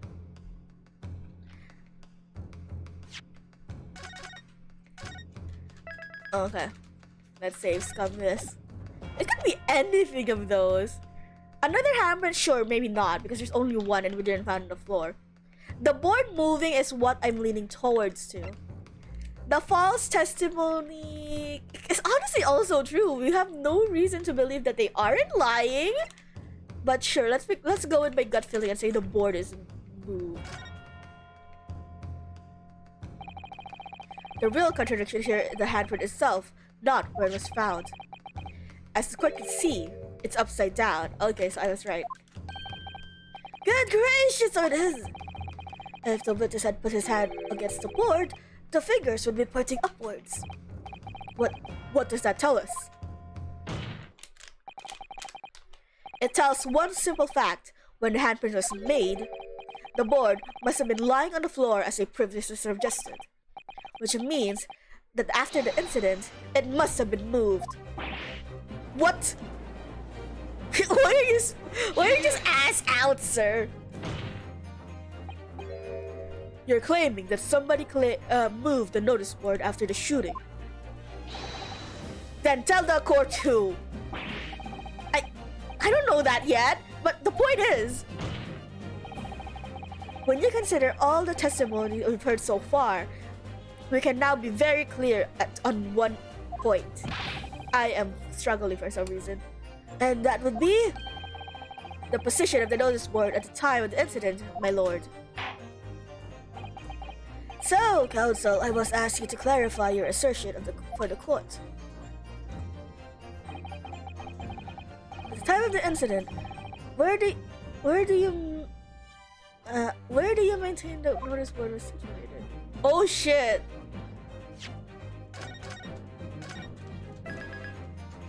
I don't know actually. Around here? I don't know.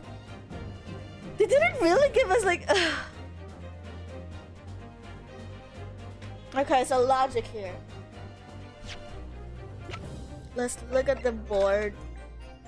Fuck. If I was laying down. It's so hard to control.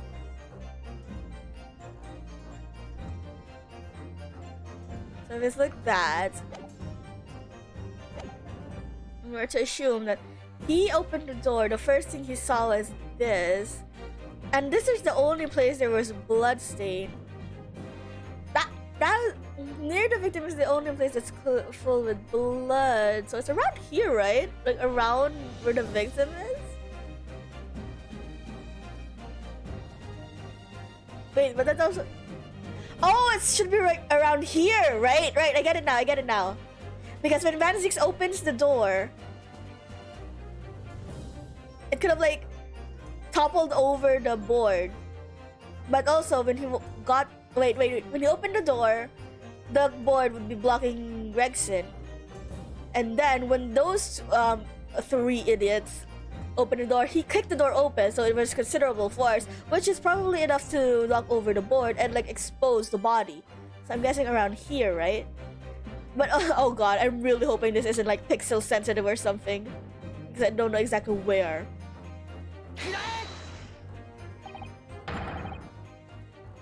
Oh, okay. This is the only possible location. Immediately adjacent to the doorway. If the court would like to back to the testimony given by the defendant earlier, he said that when he entered the room, it was dark, and he couldn't see the body. Bayek! If the notice board had been there, the body would have been completely hidden from view. And the light from the candle would have been blocked, making the room appear darker. But the accused also claims that the victim's body simply appeared before him. That's true. Or, in his precise words, just as I picked the firearm up to examine it, the door flew open and I heard a man scream. It was only then that the body of Inspector Gregson appeared before me. I don't know what's calling it a scream, but it was talking about me and no mistake. Cause it was me that kicked the door open. If you look again at the floor plan, consider what would happen if the door to the room was thrown open with force. That kid. The door struck the notice board, knocking it over and making the victim's body visible. Good gracious! My client has told nothing but the truth. He has simply described what he saw. Oh!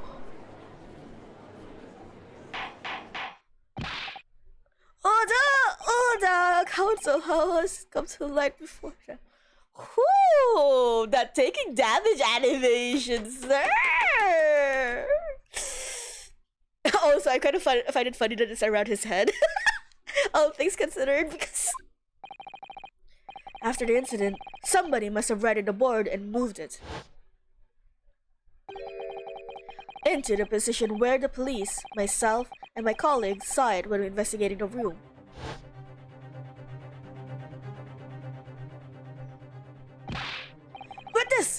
What have you to say for yourself? What? Me, my lord?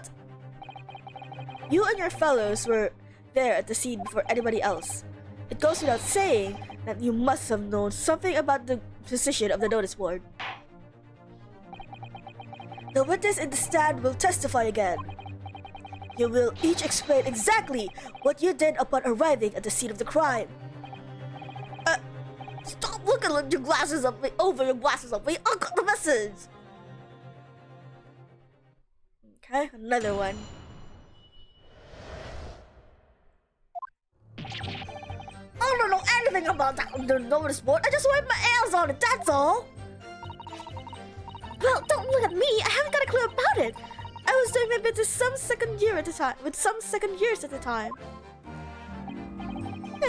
I don't know anything about anything. I am just a bystander, me. Just a sign on the crossroad of life. Even this is like, even when they're under oath. Right? Like, honestly, at this time, I'm like, why did everyone make such a big stink about Gina lying in her testimony during the McGilded case? Because literally everyone else has lied. If perjury is such a serious crime, then every single witness should be there. Or should be charged with perjury. What's the whip about? You got a face that screams born, bitch!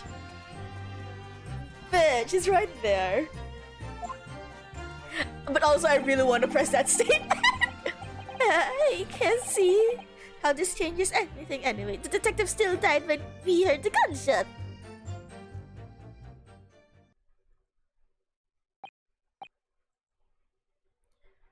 Wait, 1 second. Oh! Very nice. So none of you can elaborate further.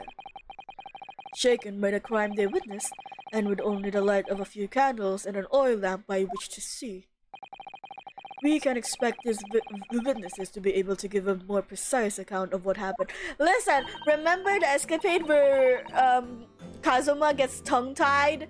Listen, I'm just method acting, okay? I'm being true to his character. No, it's because I can't. No, it's not because I can't read. That's right. Yeah, I don't expect too much. I don't pay too much. It's a man's endless quest for knowledge that's to destroy the world. That's what I think. Do you? Really? In any case, as this testimony shows, even if the notice board was moved by somebody following the incident, it makes no difference. So dedicated to the portrayal of Cosmo. Listen, he's one of my favorite characters, so I have to do his character justice. When the gunshot rang out, the accused was the only person at the scene. In short, the only person who could possibly have committed the crime is Baroque Van Zeeks. Your voice is getting deeper than I initially planned it to be. None of this wrangling over the board changes that single fact. Quite so, quite so. Does the defense still wish to cross-examine the witnesses despite the circumstances? Yes, bitch. I mean, yes, bitch, your honor, my lord. Then commitment and sheer will.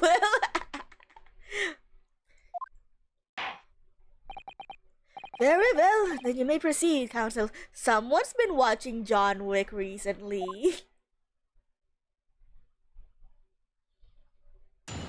Okay.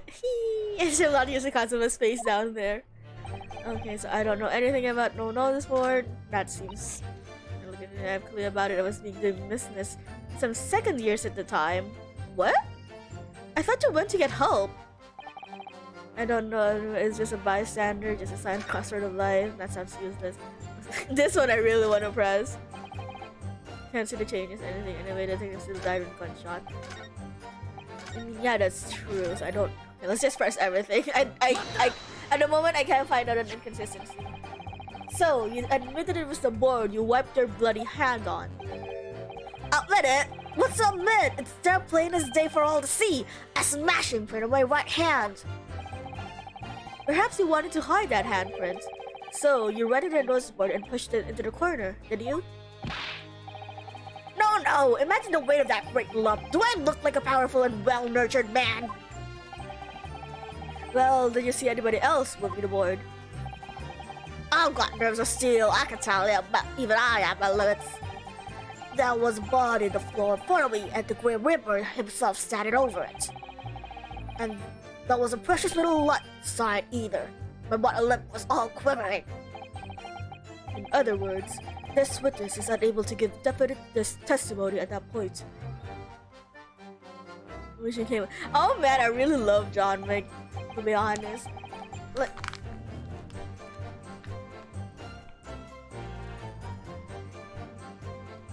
sorry, I'm drinking my orange juice. But yeah, one of my favorite movies. Honestly, I don't watch that many like real life movies. I'm more of a definitely an animated person. But John Wick is like so crazy and really high tension. It might as well be an animation, to be honest. So that's why I like it. Yes, I would say so.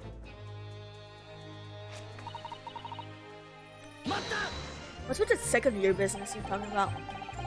When you say you were doing business with them, you mean you were selling them fireworks?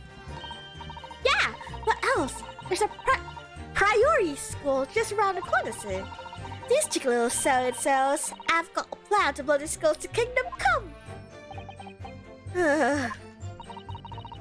So I've been telling on them, letting their teachers know what they're up to. Oh, you have?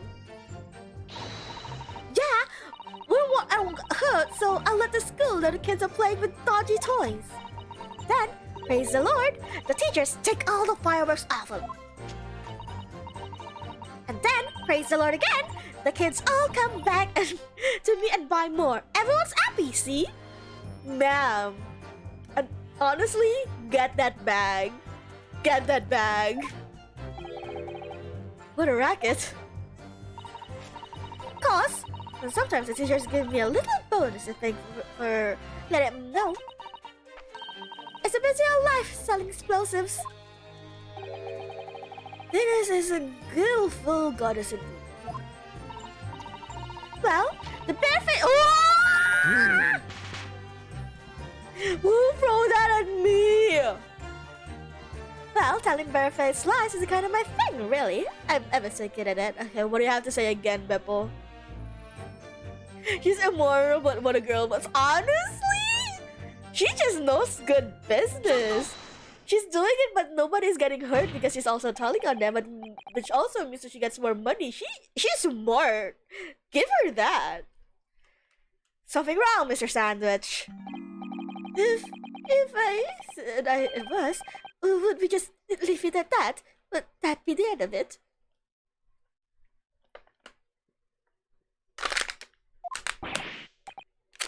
No.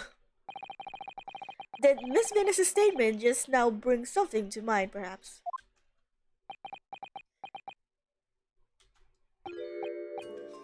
Philosophical thoughts. Deep philosophical thoughts. Huh? Let's say there was a great liar. And that great liar said, without batting an eye, telling the face lies is a kind of my thing. I'm never so good at it. Would those words of hers be a lie too? Or the truth? In which case, she's not a liar. Ooh, it's a hellish paradox. That one, don't you think? Chinosuke! I'm not entirely sure, to be honest. But, it seems to me you're suggesting Miss Venus has been lying. Are you?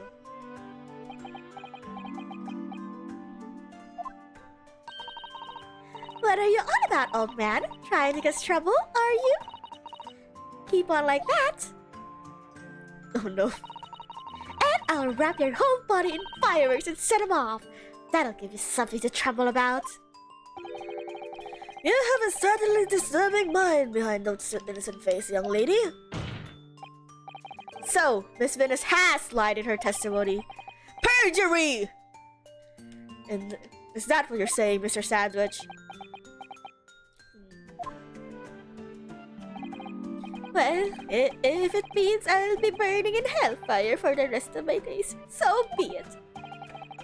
Yes, that's what I'm saying. Can you elaborate, please, sir?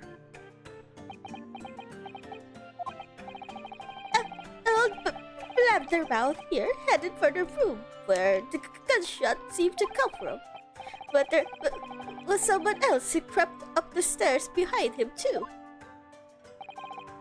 That's right! That rotten liar over there! We know this, though. They said that like 3 of them went up.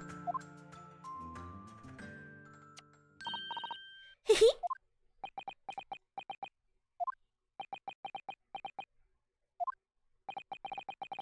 Do you mean to say that you did in fact betake yourself to the scene of the crime after all?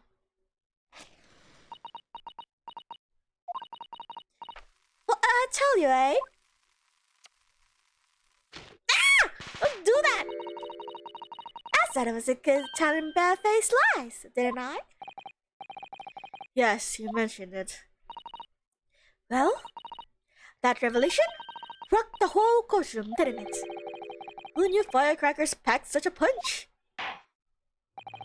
So, you did indeed visit the scene of the crime, did you, young lady? Good grief! Well, now you come to mention it, I suppose perhaps I did clearly remember climbing the stairs to the room, yeah. Hey, John! Yay, I'm doing fine as well. I hope you're doing fine as well, John. John had been an ad about asking questions on how to be gay. I love this. Happy Pride! Okay, good night, John. Either you clearly remember it or you don't. Well, I shall consider a fitting punishment for this perjurious act later. For the time being, you will immediately amend your testimony to reflect the truth. Oh, yes, my lord, of course.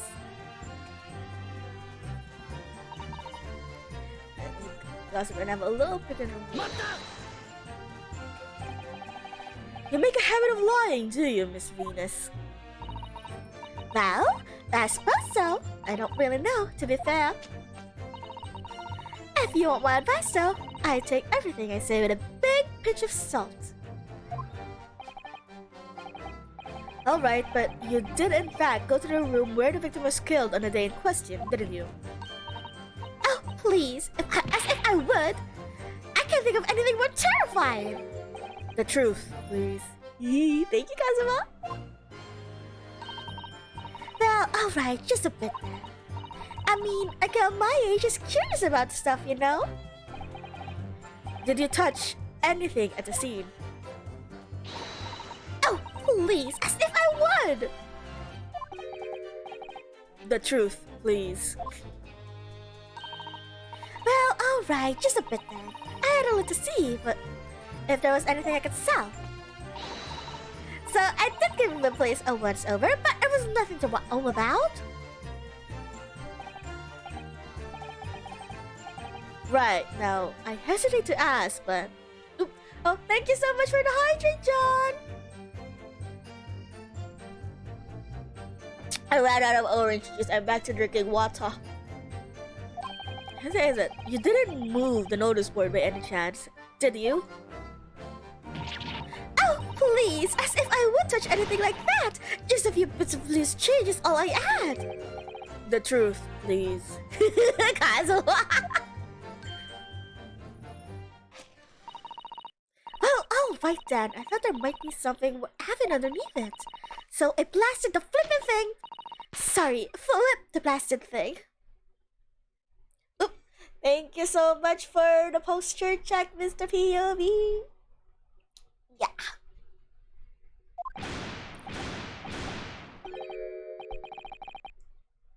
What? Why would you do that? Okay, fine. 1 second. Wait. What is... Why would you do that? It's literally just the Ace Attorney game.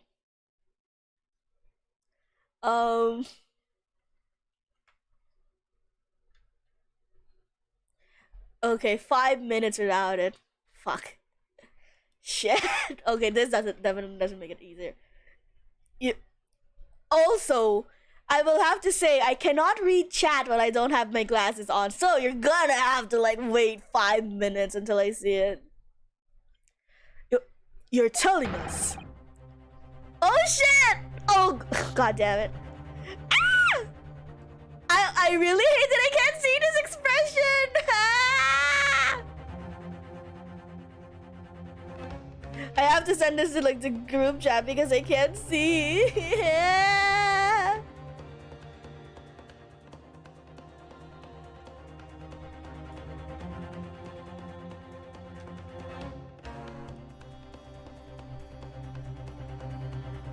Now, I have to redeem my dids. So of course I'm gonna do it. That you did move the board. I think that I did slip out, didn't it? What? What the fuck is that? You daft farm pot! I don't believe it. The girl doesn't think. So, you did find... Did you find anything else then? Something that you might have taken perhaps to sell? Oh, please. I should be so Fucking... The truth now! Woohoo, man. I wish Vansix would be... No, you're not Vansix! Shit! You're Kazuma! Man, I hope Kazuma would be like demanding to me like that. I might have found this old pocket watch under the notice board, I suppose. But a bit of junk just... Ah! Wait, what? Who's that? Oh, it's Gina! Ah, oh fuck! Literally caught me without my glasses. I'm gonna die. Fuck! So, it was you, was it? You're the one who took it. Gina! Young lady, may I remind you where you are? That what? That watch there? That was a present to Inspector Gregson from the yard from a big case he solved 10 years ago. The professor case, no doubt. The boss used to warm it up every evening without fail. But it was waiting for his grub to come at the pub. Oh my god. Jesus, I can't read Cockney without my glasses.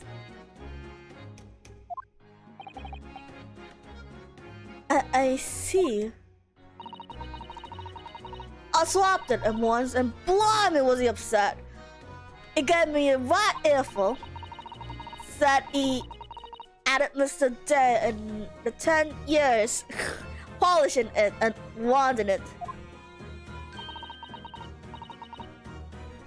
It means the world to him. That watch did. Possibly not the best thing to go diving for then. It's not all that, though. It looks like Jabez? I took it to Jabez's that not to add how much it was worth, but the old dreader wouldn't touch it. Wouldn't give me a penny for it. Said it wasn't working. Knocked about and worthless, they called it. Ah! Screw it, I should have lifted it.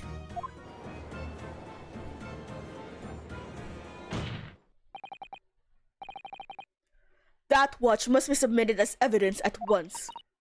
Oh, please, just so long you promise to give it back when you're done. Not a chance! I'll swap it from you if you try to get your grubby mitts on it again. That's enough! Hand the watch to the bailiff forthwith. Now, children, watch your manners. Good lord! The glass appears to be broken. More than likely, it shattered when the inspector was shot. It doesn't tick anymore either. Which is why Jabez didn't want it. What a waste, eh? Oh shit. Ah, fuck, I can have my glasses back. Ah!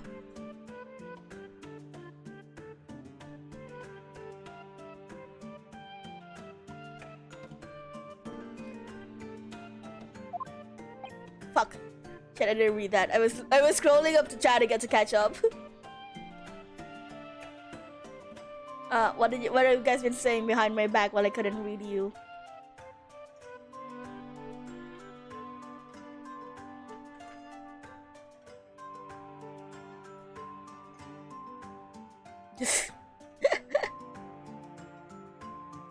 Rude. Wait, fuck, I got my glasses all foggy now. Wait, I need to wipe my glasses. It got all dirty when I took it off. I think it fell over and the lens touched something. Oh, chicken. Intentional or not, John chose the exact moment to make it the hardest for me to read.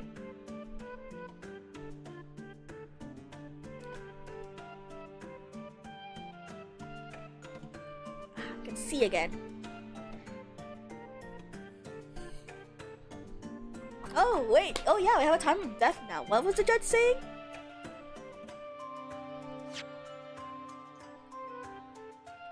Yes, indeed, it appears to have started for hour 5! That when the question was heard then. Which supports the prosecution's claims, of course. Okay. I'm assuming that's where we put the key. Oh, it would appear that Mr. Wait 1 second, Judgio. There it is. Ah, there's a tiny little keyhole here. Can't you see? Oh, yes, that's probably for the winder used to wind up the mechanism.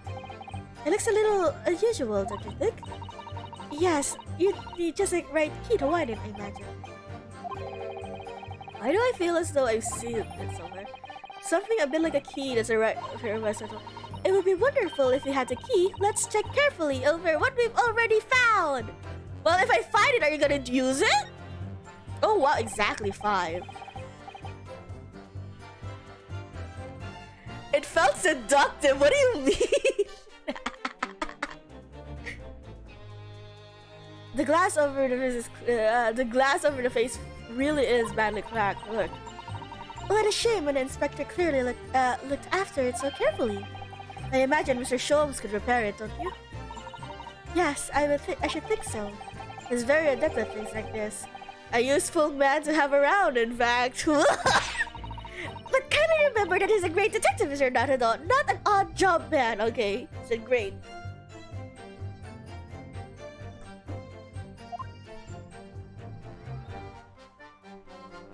Oddly enough, there's nothing in the back of it.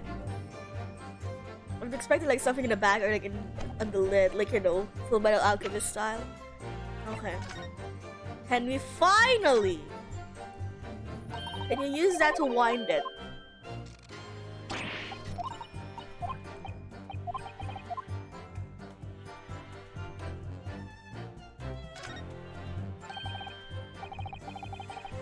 Felt sexy. What? Well, to be honest, I wouldn't know what you're talking about because I couldn't see anything. I'm telling you guys, I'm really blind without my glasses. Mr. Sato, do you think perhaps this key could be the key for the Inspector Grex's watch? Oh, yes, it could be. Let's try it at once. There's not a moment to lose. Okay, what's this mechanism here? Okay. I knew it. It's a perfect fit. And look! The inspector's watch has started going again. Ah, so it was obviously just not been wound up, that's all. Okay, what does that tell us? What is it, Mrs. Sato? Well, if the watch isn't actually broken after all, I have a feeling it could be profound implications. She's deep in thought now. Perhaps I'd better start thinking deeply too.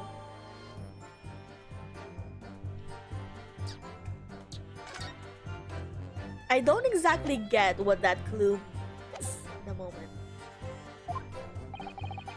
And as predicted, it is very little bearing on the case. Stop being so smug.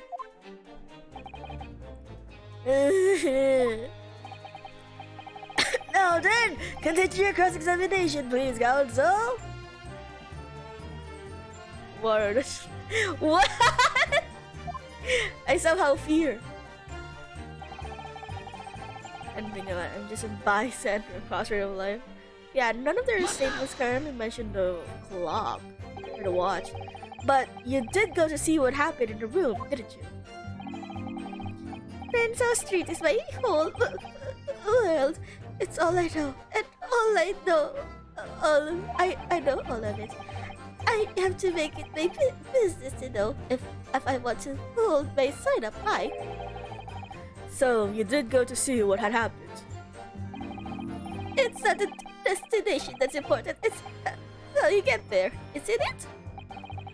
Did you notice the notice board in the room? If you think about it, there's both the same species. We're both the same species, aren't we? Both different members of the side family. What?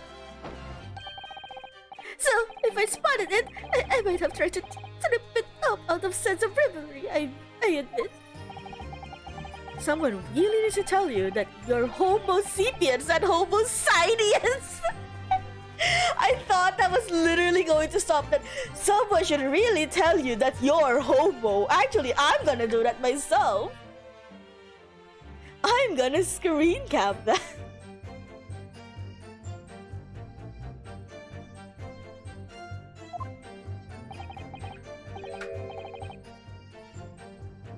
Does that mean you didn't notice the board?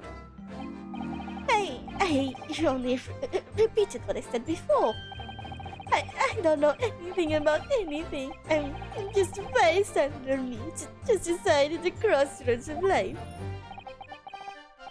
In which case, who was responsible for murder? Just who was responsible for murder the notice board? I thought it was... Wait, this one I said I wanted to like press. What exactly do you mean by that? Oh, come on now, don't tell us you didn't notice. It looks like he hates everything in the world, that fella. I mean... But, not notice boards. They're the ones he likes. You can see it in his eyes. Oh god. I can't say I'd ever noticed. I'll tell one thing for you though. I never took my eyes off that man on the floor or off the Reaper, not for a second. Sorry? Well, I was that scared. I couldn't. You never know that a fiend like that might do if you look away, do ya? If you didn't take your eyes off the defendant, you should be able to confirm categorically whether or not he was the one who moved the notice board. That I can. Reaper did nothing of the sort. I could swear that. I couldn't have missed it if it heaved that thing upward again and dragged it in the corner. Right, glad to have cleared that up. Okay, take some, have a good rest, Sister POV. Get some rest. Thank you so much for stopping by. See ya! What happened to the face that screams bored? You would like to know, wouldn't you, Kazuma? I feel your pain, Kazuma.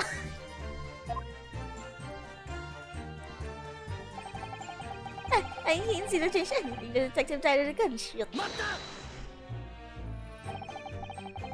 It was 5 o'clock in the afternoon that you all heard that loud bang, wasn't it?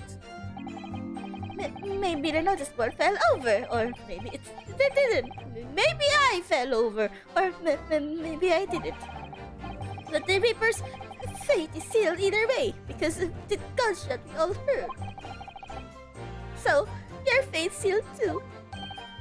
My fate? That's right. The defense is fated to lose. Shut the fuck up, Kazuma. And the prosecution to... Shut the fuck up, Kazuma! In other words, it all hinges on a single gunshot. So, if we could just find some problem with that part of the story, it may be possible to change all our fates. Of course, none of us changes the fact that I heard what I heard, does it? Not much to go on. As you pointed out, Mr. Naruhodo, there's no question that the notice board was moved. So somebody must have done it. But I did notice after the event, maybe Kazuma is right and it's not relevant to the case. But it seems to have been deliberately positioned so that it could hide the body from view. So I feel sure that there's some deeper significance to all of this. Yes, I know what you mean. I have no doubt there are more clues to be uncovered. You're on the right track, I can feel it. So follow your instincts. Alright then. We got all of them. I don't know anything about the notice board. This line was basically useless. Oops, sorry, wait, I'm moving my mic. You might hear some crinklings. Ah! Maybe I did sneak a little gossip and have a little peek into the room where it all happened. I don't know if this one was basically useless as well. This one is just funny. The detective still died when we heard gunshots. So I can imagine two things to present to that. And also, I don't know if that is actually the right case statement where you present anything. Either I present...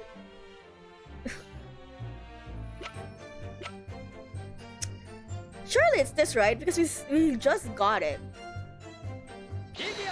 Oh, music stop. Okay, we're right. There we go. I'm afraid that's not necessarily the case. Oh. At the scene, we found this key to the winder of the inspector's pocket watch. A key. And having wound the pocket watch, we discovered that it in fact still works. You see, the watch didn't stop because it was broken at all. And that fact completely undermines one of the most fundamental premises on which this entire case has been built. Why is that? Why? It's like he's getting a headache when he has that damage animation. Order! But counsel, the watch was stopped at almost exactly 5 o'clock. Yeah, which is just when we upped to gunshot. It is exactly an hour. Exactly the hour. The time that was showing in the watch tells us nothing other than when it wound down. It's merely a coincidence that it happened to be 5 o'clock. That's a bit of a stretch. Usually in Ace Attorney games, there are no coincidences. Even if that's true, the three witnesses here all heard a gunshot at 5 o'clock. So it's obvious when the crime was committed. No, that doesn't hold. Why not? I really like this when he's bending over the stand. It's like, ooh. Recall what Inspector Lester said only moments ago. That one I didn't actually absorb too much because, you know, glasses. The boss is the one up of the evening without fail. It was waiting for his squad to come in the pub. They say, as in Mr. Day in the last 10 years, polishing it and winding it. Amazed the world to him, that watch said. The victim was in the habit of winding his watch once a day in the evening. We can all reasonably assume, therefore, that he wound the timepiece in the evening before he died as well. Yes, that would be entirely reasonable. But if that's the case, you wouldn't expect the watch to have completely wound down by 5 o'clock the following day. Oh, hey! How do you expect that? In summary, the evening before the day of the incident, when the gunshot rang out in the room, the inspector was already unable to wind his watch. You can't mean. That would stop the. What would stop a man winding his watch if he's been in the habit of winding it every single evening for 10 years? The obvious answer is that he was already dead. Just like the first case, already dead victim. Order! Counsel, that is the most extraordinary claim! Extraordinary isn't the word, it's absurd. You claim he was already dead the night before. Do you you think that a Scotland Yard coroner would have overlooked something like that? I mean, it didn't have a time of death. On that subject, there is something rather surprising. There's actually an omission in the coroner's report. The time of death is not noted. That's right! Wait a minute! Don't forget my legs went from under me when I kicked the door in! What do you mean? Like I said, I planted my hand in a dirty great puddle of blood. Yes. So, the victim's blood hadn't dried. It was fresh. It catches on fast, doesn't it? He's very smart. I'm very proud of my boyfriend. But the the blood could be explained in any number of ways. It could have been put there afterwards. Really? Some fresh blood would have been poured over the victim's body after he... That's my learned friend!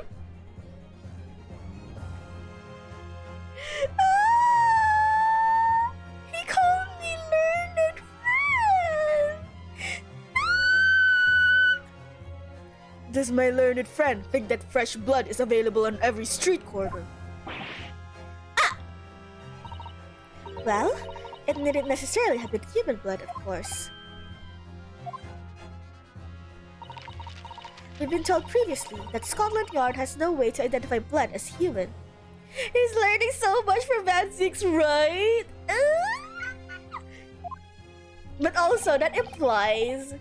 I was gonna say, that implies that Van Zieks talks about Ryunosuke outside of court. Like, he's drinking his wine in his office and he's like talking to his mute apprentice like, my learned Nipponese friend is quite something, isn't he? And I was like, But then again, I think he called Ryunosuke learned friend during case 3. The problem is currently being researched. At present, you're correct, it is beyond our abilities. So then, a chicken's blood would have been used, for example. A chicken? No, not the chicken! He hates chickens! It's certainly a possibility that it wasn't the inspector's blood at all.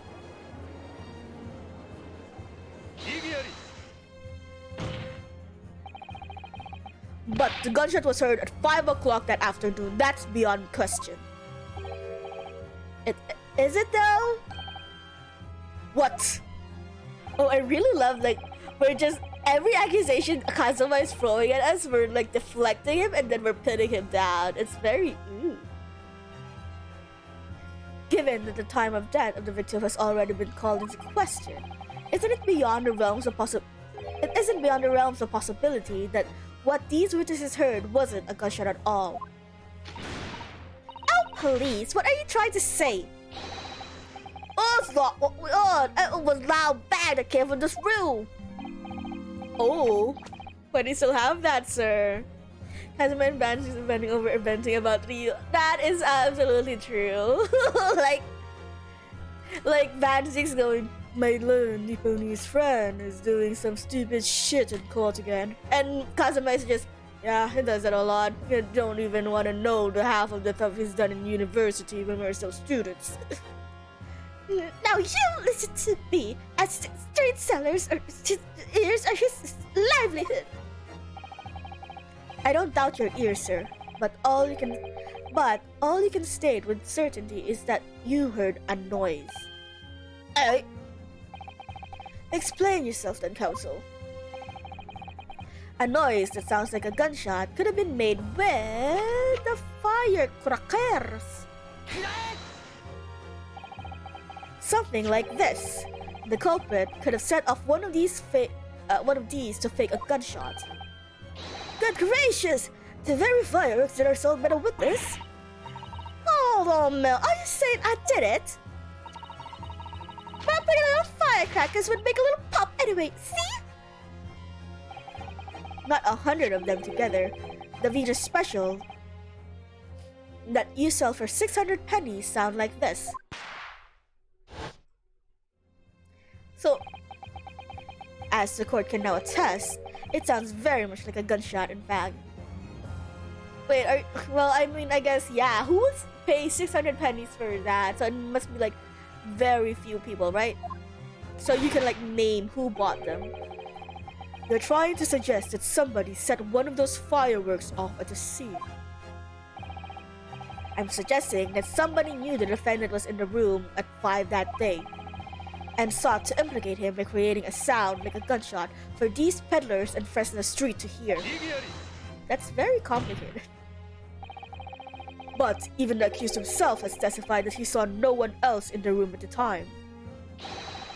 Whatever it was, gun or a firecracker, the only person present to cause that bang was Baroque Van Zeeks. One whiff of a match and my firecrackers go pop. See? That's why people like him. I fear for your fingers, young lady. Yeah. Recently, during my time here in Britain, I've learned of a very useful invention indeed. Something called, a time bomb. Oh, shit! Good heavens, a bomb! Yes, a device that allows you to blow up whatever you like, whenever you like. Mr. Naruto, I worry that your unfortunate phrasing there may lead yet to another international incident. No, wait. It's whenever you like part that's important. A time device. Yes, exactly. A time device. Something of that nature could have been planted on the scene.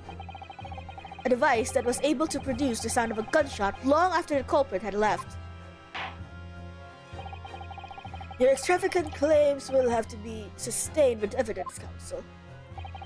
What proof do you have to suggest that any other way that the time device was employed to create the gunshots? Yeah, indeed, what?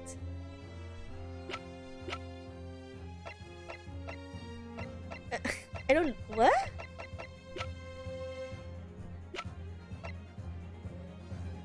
What proof do you suggest in any way that a time device was employed to create the gunshot sound?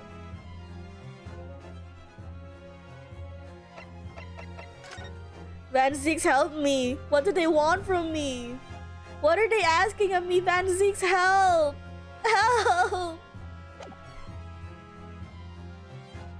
I mean, is it the clock? Or,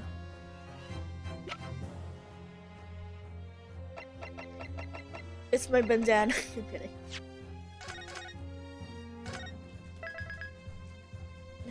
It's obviously... It can't be this, right? I mean, it kinda is. You're suggesting this could have been used as some sort of time delay device? I did think so, my lord, but it's becoming increasingly clear that we've all been very misguided here. Yes, by you. Kazuma, shut the fuck up. Listen, I wouldn't be scared to... I was scared to tell Van Zeeks to shut the fuck up, but let me speak. You're my best friend. What? Oh. Shit! Fuck! I thought the music stopped so that I was on the right track. God damn it, they fooled me out again! I suggesting anyway that a time device was employed to create the gunshot sound.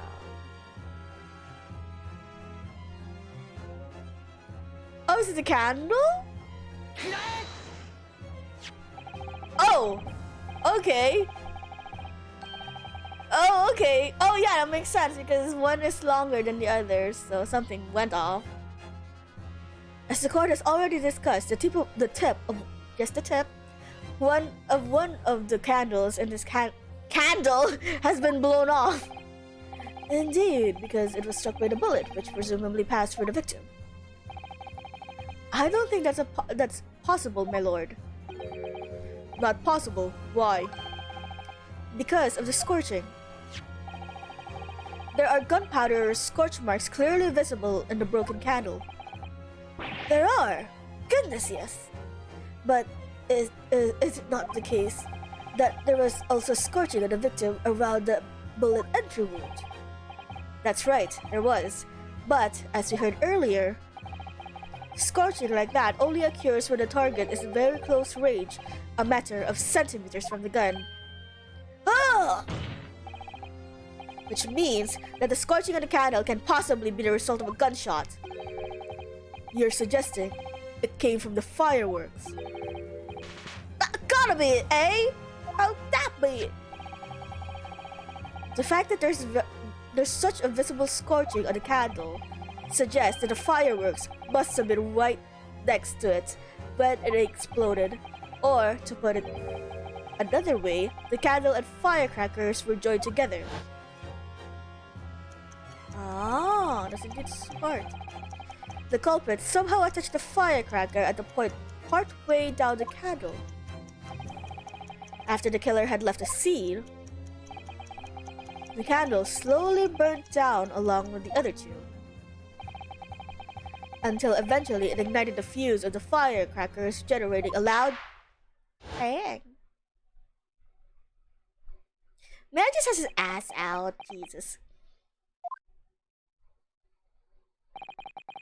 And that is how these three witnesses came to believe they heard a gunshot at 5 o'clock. Well, what a plot. And this implies that the victim would have died earlier than we've led to believe. The previous day, even. Now, just hold your horses. Always was saw the victim go into the building, remember? Alright. I couldn't forget the flame-colored hair, even if I wanted to. The person you saw entering the building wasn't the victim at all. Considering this. Obviously, anybody can wear a wig. So, the person that these witnesses saw enter the building 15 minutes before the incident occurred could easily have been someone else entirely, wearing the red headpiece. I knew it. The wig just fell on his head. Poor guy. Someone else, do you mean to say? It was the same person who contrived the firecracker trick. In other words, Inspector Gregson's killer.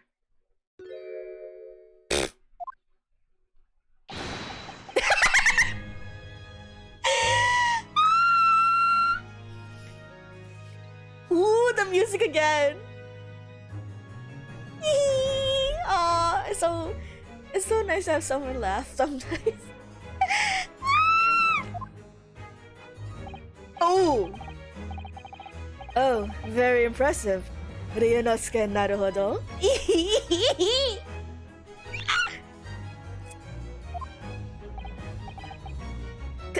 Kazuma? I'm really quite amazed you've come this far. Stop! Stop flirting with me! We're in the middle of court! But, after all, weren't I the one who told you that you had all the makings of a great defense lawyer?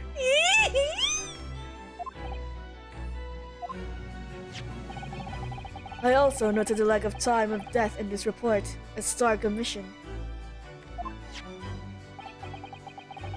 But, as far as I'm concerned, this whole country's justice system leaves a lot to be desired. Wow! Really? In front of their salads? It really is.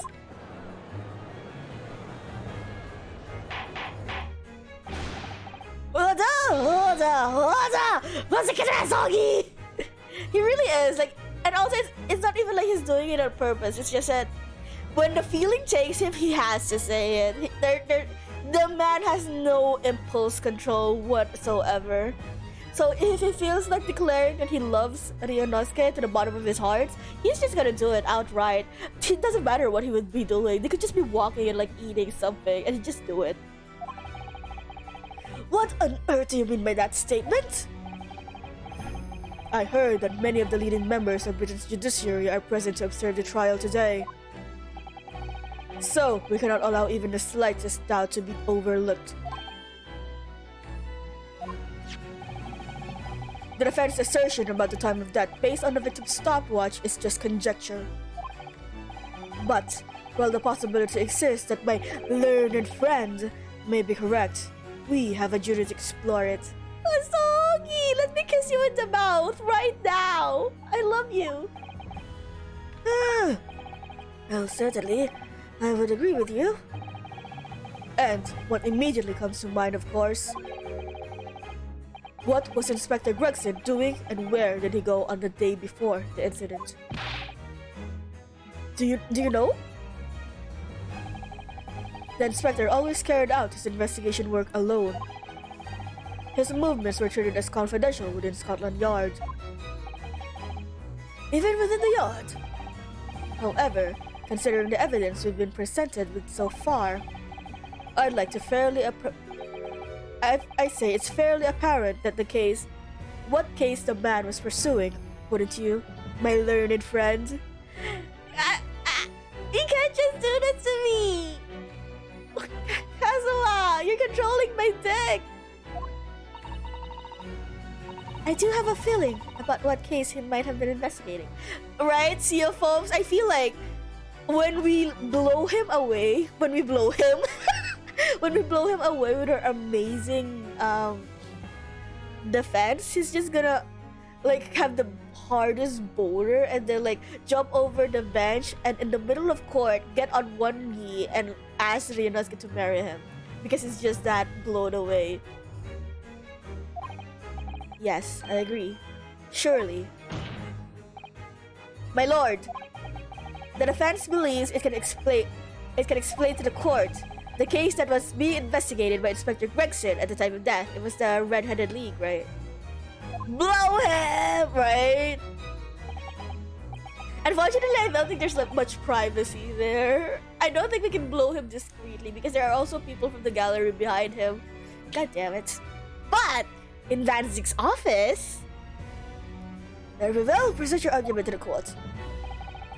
What evidence is suggesting the case being investigated by the seven prior to the incident? I'm assuming this. Say?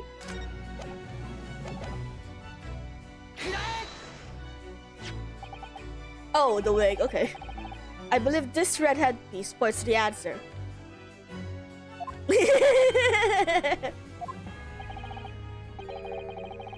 We might assume it was part of the disguise used to carry out an undercover investigation. Surely not, such a brightly colored headpiece would only serve to make the inspector more noticeable. Yes, that's quite true. It would definitely have made him stand out in a crowd. Except, that is, in a crowd of gentlemen with the Red-Headed League. The Red-Headed League? So, you've already worked it out. Shit. I hate this smug-ass pose of his.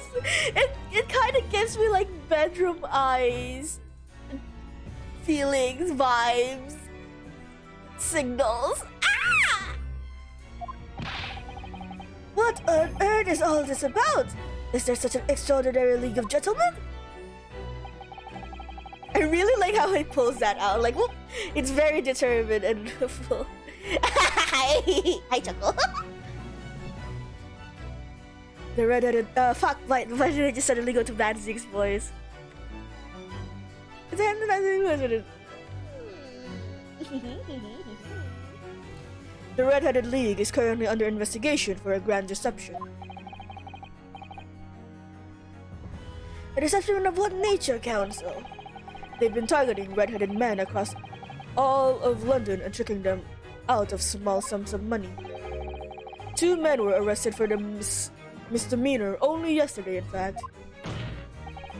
My lord, the defense calls for those 2 men to be summoned at once. The redheads? Oh my god, is it the guy? Inspector Gregson clearly infiltrated the Red-Headed League using this hairpiece. So, it's very likely that he had direct contact with his criminals.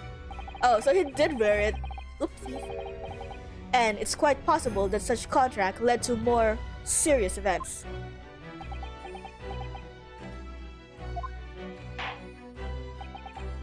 I concur. That we cannot, in good conscience, leave this new avenue unexplored.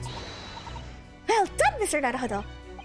Well, it's another possible line of inquiry for us, at least. The prosecution will make immediate arrangements for the charged men to appear. Bring these 2 Red-Headed League conspirators before me, Inspector Asogi. At once, my lord. Very good. We will have a 30-minute recess. Court is adjourned.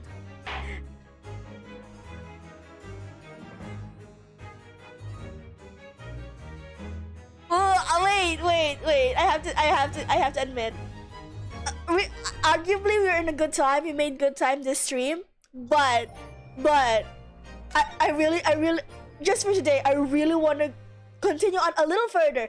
As long as we're, up until we're in the antechambers, I really want to see Van Ziek's, wait. Oh, it's still trial. Oh, is it still trial? Yeah. I really want to see Van Ziek's reaction to the defense we just did. I just really want to... when we go into the courtroom, that's when I'll end the stream. I just really want to see his reaction. Oh, there you are, Otto. Hello. What kept you, my dear fellow? Hello, Mr. Sholmes, Gina. Sure, what's your son there? The boss, you know, actually died the day before. It's pretty odd to swallow.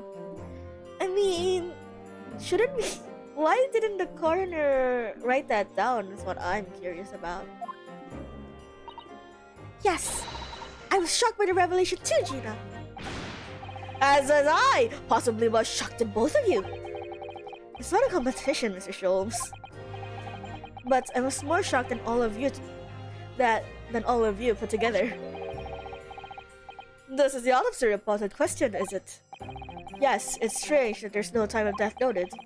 I suppose there's a simple explanation, or perhaps it was a deliberate omission. Oh dear. If it was deliberate, it puts me in mind of the last case we worked on, Dr. Seath. I know, anyway, it seems that on the day before Lord Van Zieks discovered his body, Inspector Gregson was investigating the Red-Headed League, so perhaps something happened with them. Come to think of it, you had trouble with some League men too, didn't you, Mr. Sholmes? You were taken in by their trick. No. Naturally, I wasn't taken in, as you put it. My sleuth-hound interest was merely piqued slightly by the rare scent of a weekly 4-pound income. And that scent masked the underlying scent of a deception, I suppose. Where's Van Zieks? The two criminals in question are the pair we saw being arrested yesterday, aren't we? Shows boobage, right? I'm still contemplating if I should change them back to their original outfits. So that, you know, immersion. But I feel like I'm the one streamer that has like abandoned all immersion. And Mr. Show's sweets. That's right, sis. It was me to come in. Thanks to the tip of a great, thanks to a tip-off of a good law-abiding citizen. Indeed, yours truly. So, it's going to be that paired with the Standex, is it? Something doesn't quite make sense to me, though. The day before Inspector Gregson was found, you hadn't had trouble with the Red-Headed League yet, had you? Why would the Inspector have been investigating them? Well, the likely explanation would be that Gregson's own sleuth-hound interest was piqued by the rare scent of a weekly 4-pound income. Don't time with some bush as you, Sholmes. Yes, well, then there's the whole issue of Inspector Gregson being investigated by Lord Van Zieks for some reason. We could just ask the man! We can just ask the man while we're in recess! The Reaper, the Red-Headed League, Inspector Gregson, Lord Van Zieks. And if you change it, it shows. And if you do change, then just change souls, I reckon. But even if I kind of sense it as an justification, right? And Kazuma. I feel as though he knew would arrive at this point somehow. Gosh, I think you're right. What's he really trying to achieve here today? Well, the answers will soon be revealed. Observe the time, my dear fellow. The recess will be... There wasn't even any Van Zieks! Refund! I call for a refund. Yes, you're right. Kazuma was determined that he should be the one to prosecute this trial, and he was determined that I should take the defense. Just what is it that he's hoping to make me see, I wonder? I get the feeling we're a long way from the end of this trial yet. Are you ready then, Mr. Sato? Bullshit! Yes! God damn it! I can't believe they didn't show bad scenes there. I'm so upset. There he is. Okay, that's where we'll leave off the stream then. I really like his basic stats. It looks like he's ready to like go into the walls. I think I said that earlier, but okay, let's end the stream today. Once again, I'm really sorry that I started off late. I will try to, but well, I don't know actually, to be honest. I was gonna say, did I disconnect less times today? But I feel like, nah, it's probably around the same time. So I think I should just go back to my regular time. Basic sense is so, no, it's cute. It looks like if I take one of his hand, he's ready to like go into a waltz with me, and like he's gonna spin me around the room.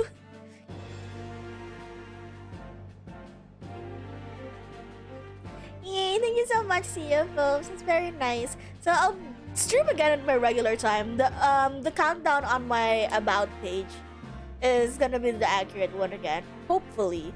Because I was also having some PC troubles. Like I was updating drivers and shit to see maybe if it will help with like the disconnection issues. But as we saw for the stream, it didn't really. Actually, I feel like it made my computer slower for some reason. But yeah, okay, we'll end that for today, and we will meet up again here tomorrow to continue the case. Thank you so much for everyone who dropped by. We had a real crowd today. We had a whole slew of people come by. So thank you so much for watching, and I will see everyone tomorrow. See ya! Bye-bye! Janne, Janne! I'm gonna go kiss both of them again. Bye-bye!